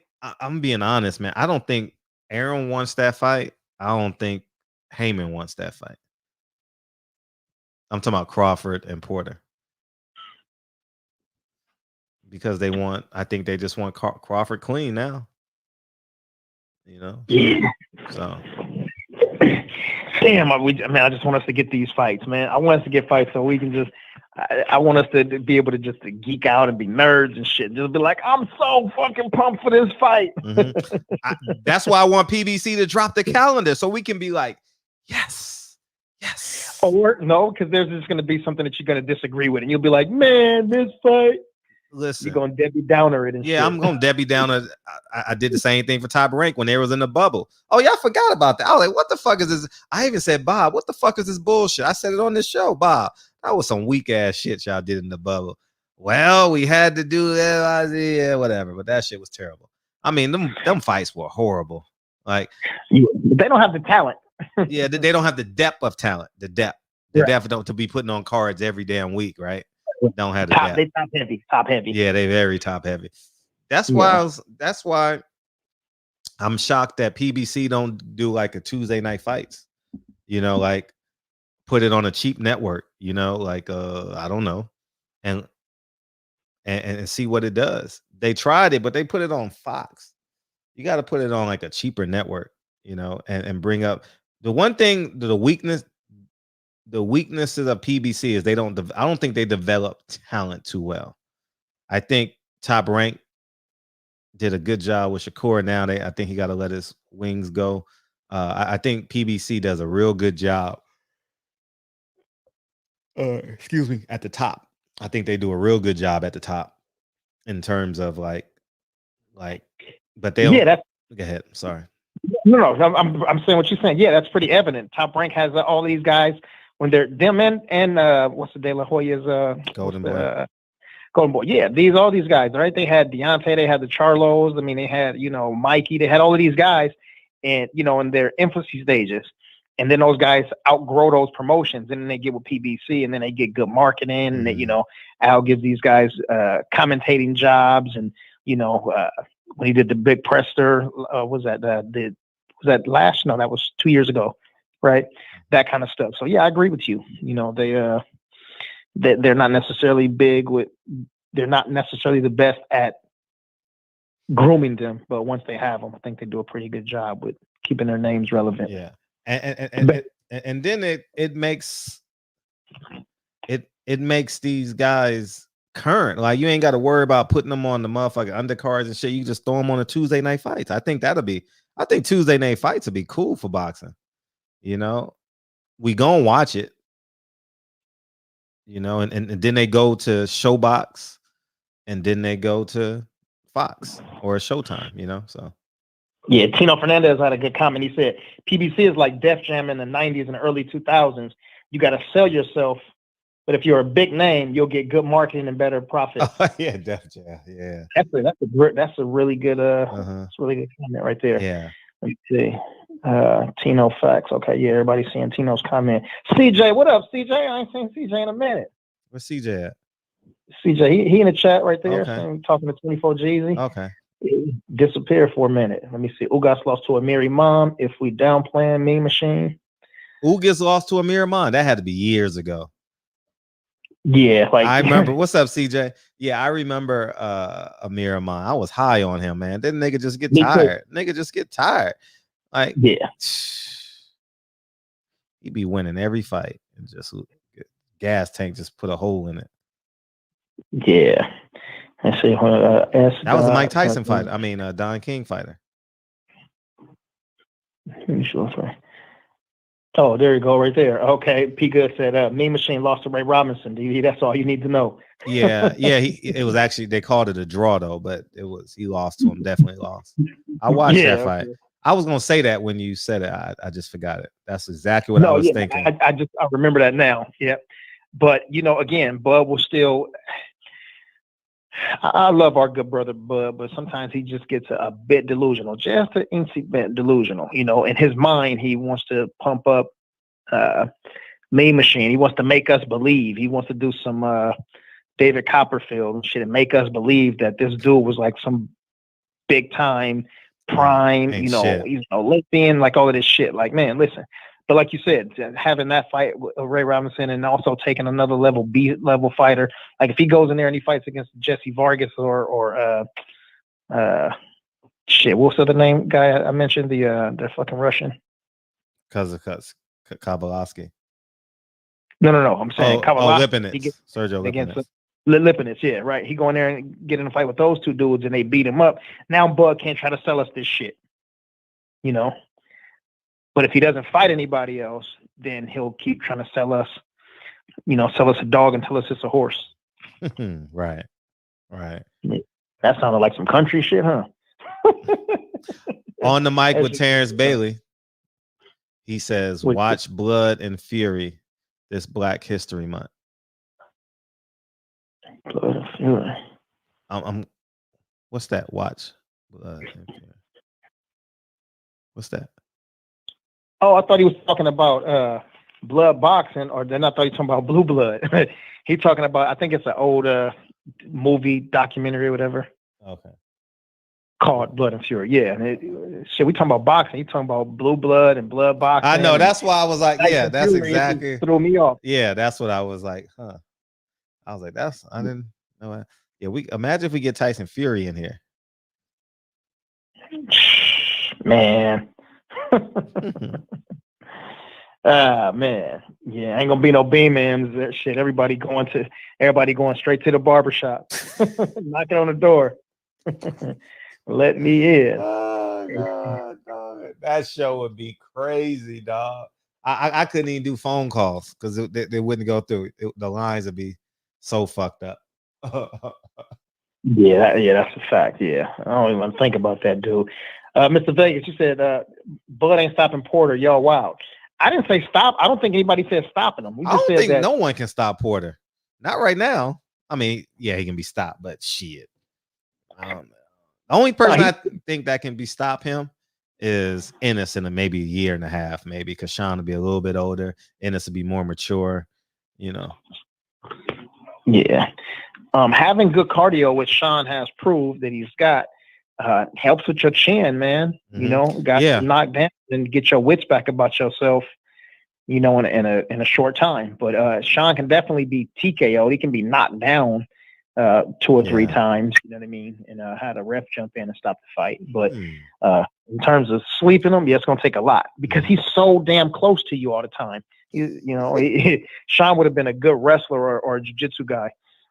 He's like a fucking wet blanket. Get on top of you and shit. Just can't get him off. D Bevel, man, I appreciate you supporting, man. He says PBC is not like Def Jam in the 90s. Def Jam artists sold millions of records. PBC can't do 1 million pay-per-views. But salute to Fred and DV. That's true. We can't move them. That's true. D Bevel, the champ. Hey, you want to laugh real quick? You feel laughing. Money Man said, Hey, Fred, you think you get Bud in the shop?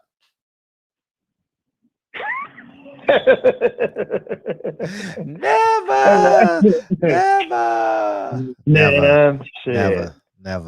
I'll never ask him neither. I wouldn't even begin to.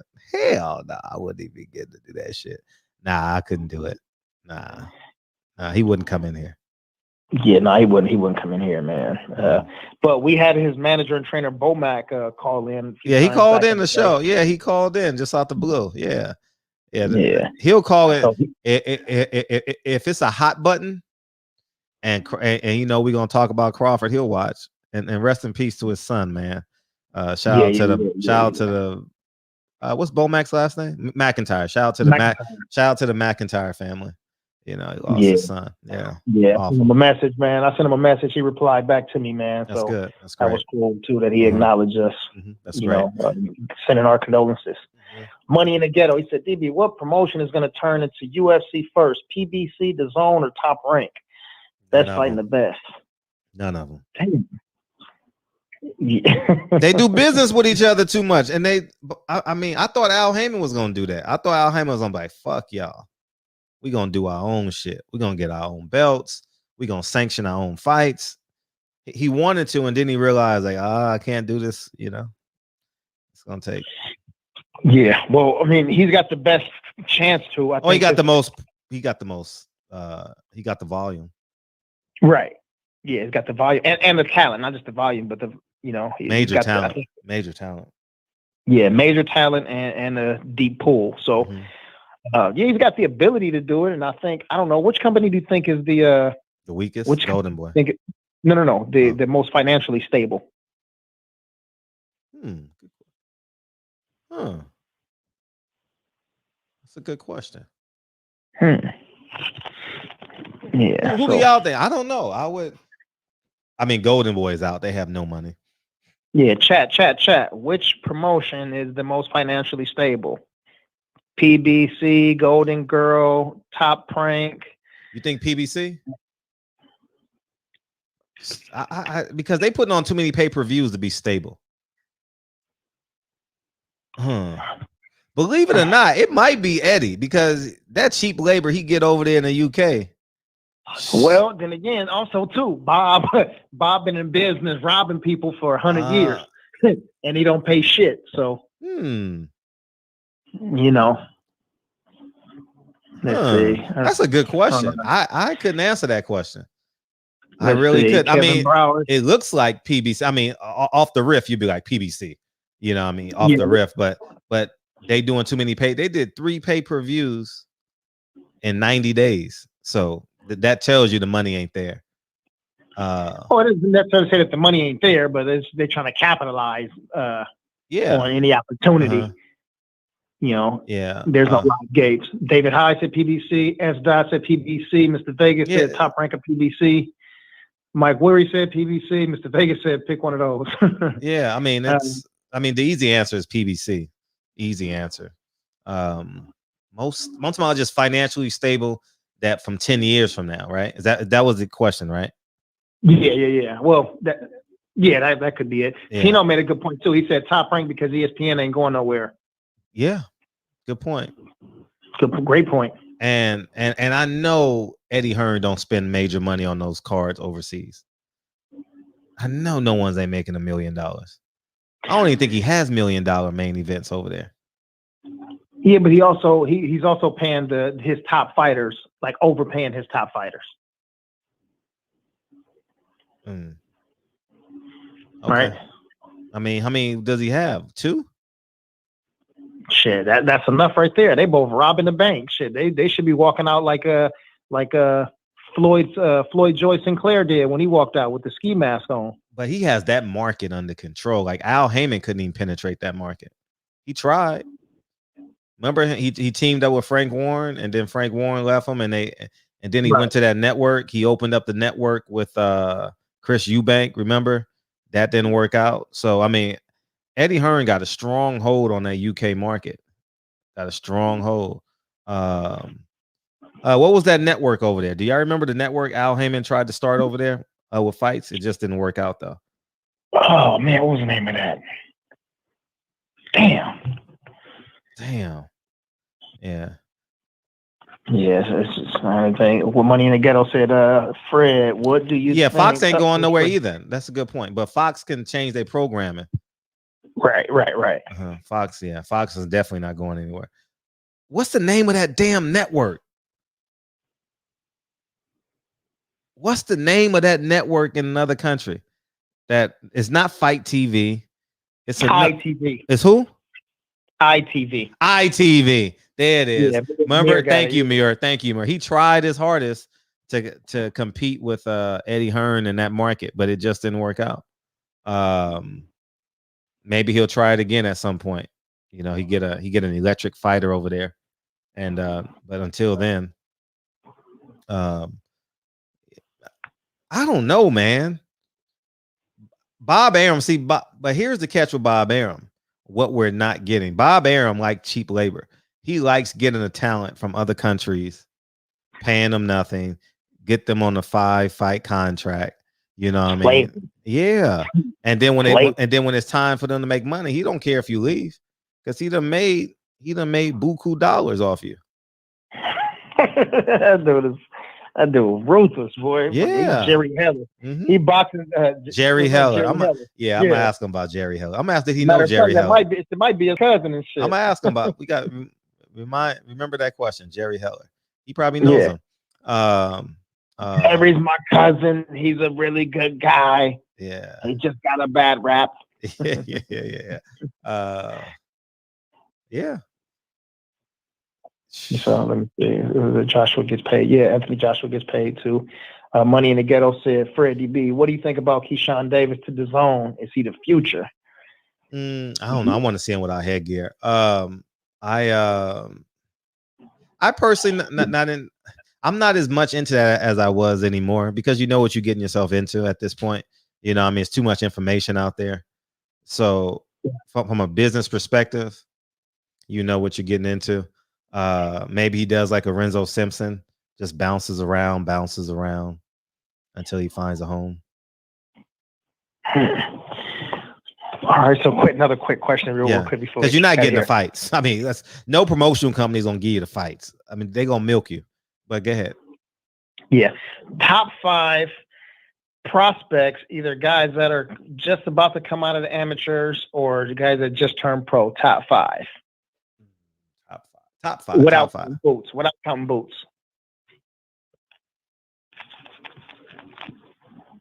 Top 5. You 5. know who I actually like, and I just see him fight one time.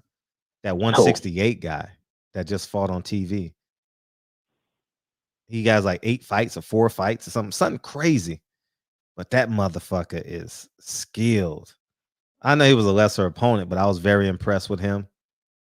He's from Cuba. I said top 5. Everybody put one name in the top 5. Top 5. Yeah, I think Truck is one of them too. Yes, Truck is definitely Truck. I'm interested in him.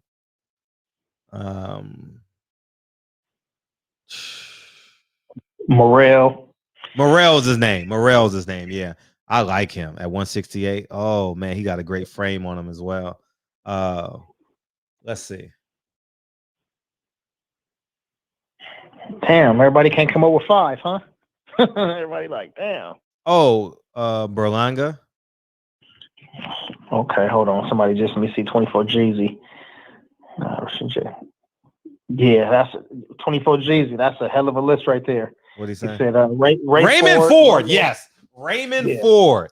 Raymond Ford. That's the guy. Raymond Ford. Yes, and yes. Yeah. I'm excited about Raymond Ford. I am. I saw him fight like 3 weeks ago, right? 4 weeks ago. Something like that. Yeah. Ray Ford, Lolo Harris, Rasheed Jefferson, Truck Simpson, and Malik Warren. That's a good list right there. Yeah. Absolutely. Yeah. Raymond Ford. I like Berlanga. I like Ammo. Ammo kind of fizzing out to me a little bit. You know, I still like him though. But when you say fizzing out, like it's like he's cool. Like I like him. Don't get me wrong, I like him, but he ain't been fighting. He should be. Yeah, Mr. Vegas said Oshaki Foster, that other guy, and Ray Ford. Yeah, Raymond Ford. I'm excited about him, dog. Oh, I liked him. I really liked him. Raymond Ford. Yes. Heavyweight, I don't know about Big Baby. I'm cool on him, but he didn't really impress me. I'm happy he's still winning. Dylan Price, yeah, he shows great promise. He shows great promise. He wants to knock everybody out now. I would like for him to box a little bit more, you know what I mean, and let his talent knock people out. He's Big Baby answer. Yeah, Dylan Price, Raymond Ford.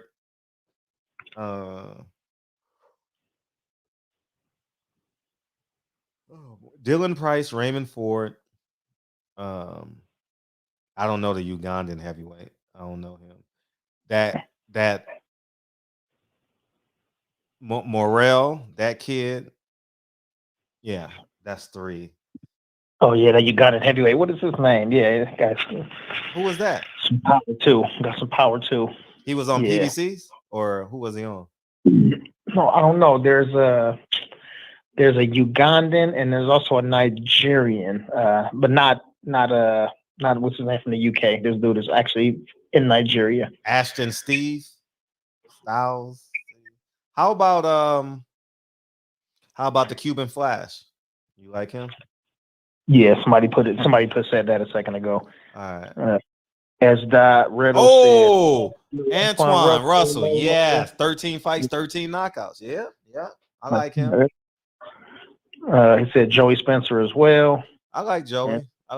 He's up and down to me. He's gotten more consistent the last 2 fights. F.A. Ajabe? No, that's not the guy I was talking about. This guy is he got like 6 fights. Call the Tooth Williams. Yeah. H Money said he got his 5. Low, and low. I knew. Tell him H. Tell him H. Man, we approaching 12 o'clock, Fred. You ready to get out of here? Let's get out of here. All right, man. Reggie Owens, what you gonna do, man? You going live, man? It's Black History Month, man. We need another lesson, man. Get in there. Family and friends in the chat, man. Going to put y'all city, states, your neighborhoods in the chat, man. Give y'all some love before we get out of here. But before we do any of that, man, hit the thumbs up and a like button real quick. And you can donate. Fred's going to drop the link to the GoFundMe in 5, 4, 3, 2. Bing. Bing. There it is. Bing. Boom. There it is. Boom.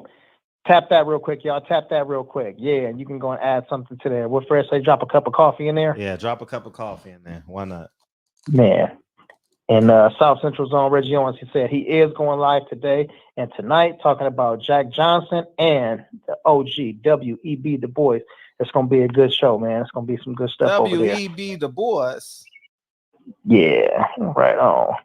All right, cool, man. Yeah, y'all hit all those links, man. Make sure y'all supporting the Fam Bam. And we're going to do it, so let me get some love. Who gets some love, Fred? Come on and give a few people some love. H Money gets some love. Philip H gets some love. Reggie Owens gets some love. Tino gets some. Everybody gets some love. Everybody gets some love. Got my brother, Texas. Oh, Eli Zachary talks everything. Got Dave Jack in the building. He said Detroit 313 East Side in the building. Joe Gagliardi, Joe G in the building.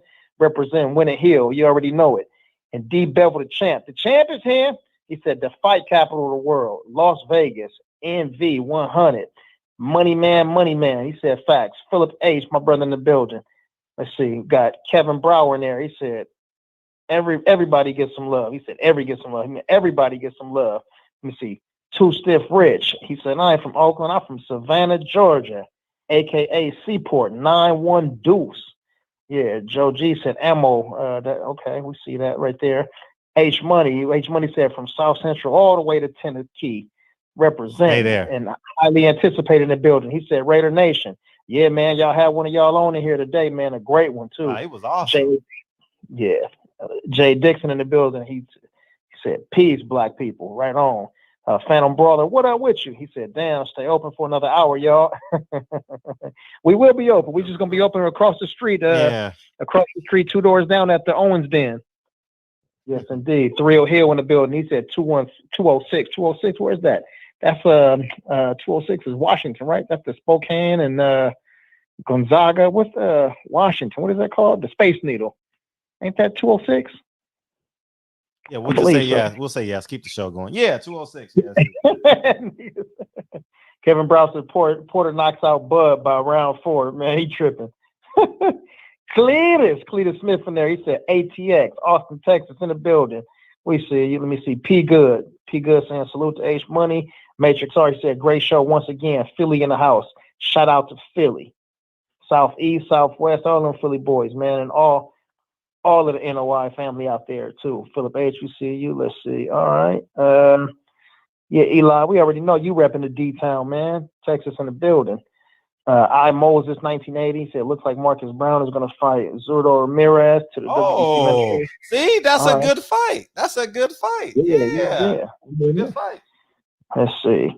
And then we got I'm Moses 1980. I haven't seen you in here before. You seen that person before, Fred? Welcome to the show. Shout out to you. And Z43AL Catch. Welcome to the show. Welcome to the show. There we go. Let's see, man. I think that's about it. Philip H. I see you, brother, man.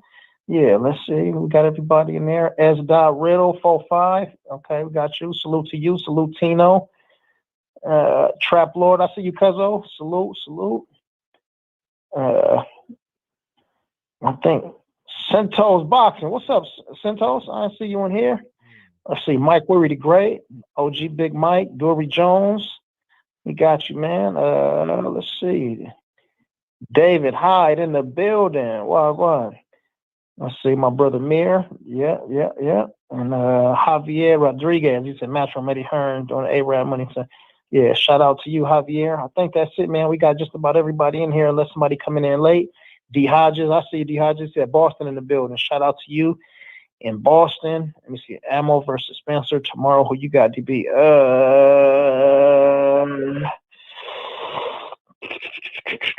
Damn. Ammo. I got ammo. Man, cut it out. Yeah. Cut it out. Cut that shit out. Ammo ain't got enough experience yet, man. Cut that shit. Did it sound like a troll? Oh no, I'm just saying. I might as well tell the truth, man. We amongst friends and family, man. Don't have okay. So I can tell who you're rooting for versus who you think will win are two different things. You know what I mean? Right. I hear you. Like if you tell me to predict Charlo and Benavidez, I would pick Benavidez. You know, if you just it. I think he's the best 168 guy. I think he's the best. Who am I rooting for? I would root for Plant. I would root for Charlo, but I would put you root for Plant against well, yeah, that's probably just because you know Plant, but yeah, I got David Benavidez. I'm rooting for David Benavidez over Plant. I like the fight though, but yeah, I like that fight, man. We got to get that fight, man. We got to get, man. There's someone we gotta give him what he wants. You know? Yeah. And this is a new name for me. I haven't seen his name in here too. Brandon Joncas. He said, do you guys know Thomas Sowell? Welcome to the show. No, who's Thomas Sowell? I don't know Thomas Sowell. No, but I used to smash a chick. Her last name was Sowell though. Yeah. I've been to Seoul, Korea. I have. Oh man, this dude crazy. Peoples Hernandez, you hear this dude talking crazy? What up to the OGs though, man? Donald, OG Grant, man. We had Gregory X in the building. Yeah, Gregory, what's up, man? My brother. Yeah, Deacon 305. I know you listening in. Yeah, he super chatted earlier. Yeah, Terrence Bailey. He's senior. I'm missing one of the OGs. What OG am I missing?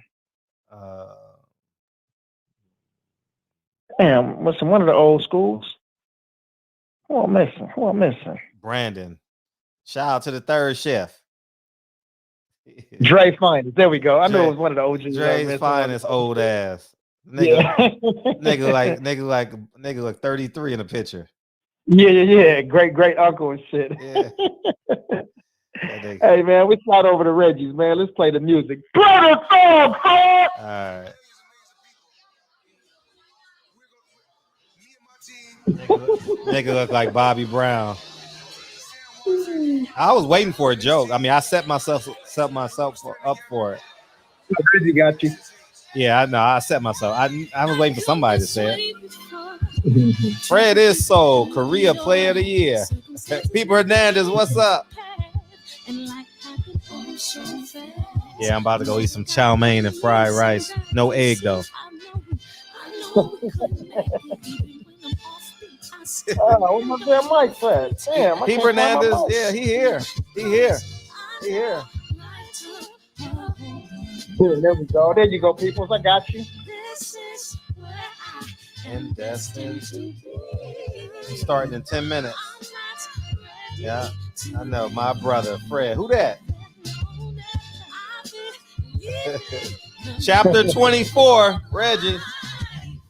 I was listening today.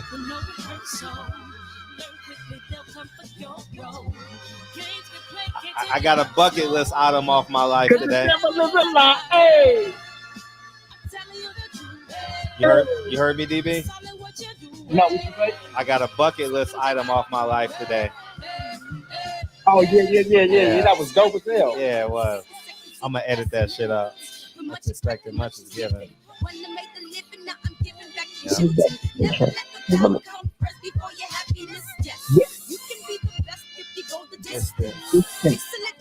With your persistence.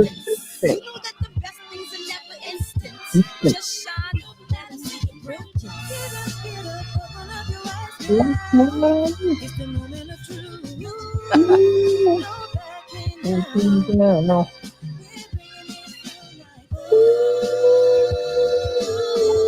Hey, I bet them girls in New York, them independent women in New York, like, I don't need a nigga. I know you do today, nigga. I know your ass do today. 24 inches of snow ass. You like you gotta shovel that snow.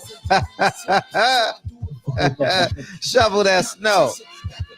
Oh, Hey, who we got tomorrow, Fred? us. We got Desmond Bishop Thursday and Dominic Bird on Sunday. We got Fred Zakendo on Monday. That should be fun. And yeah, Ronnie Shields on next Thursday. Asia Brown and Clifton Powell next Wednesday.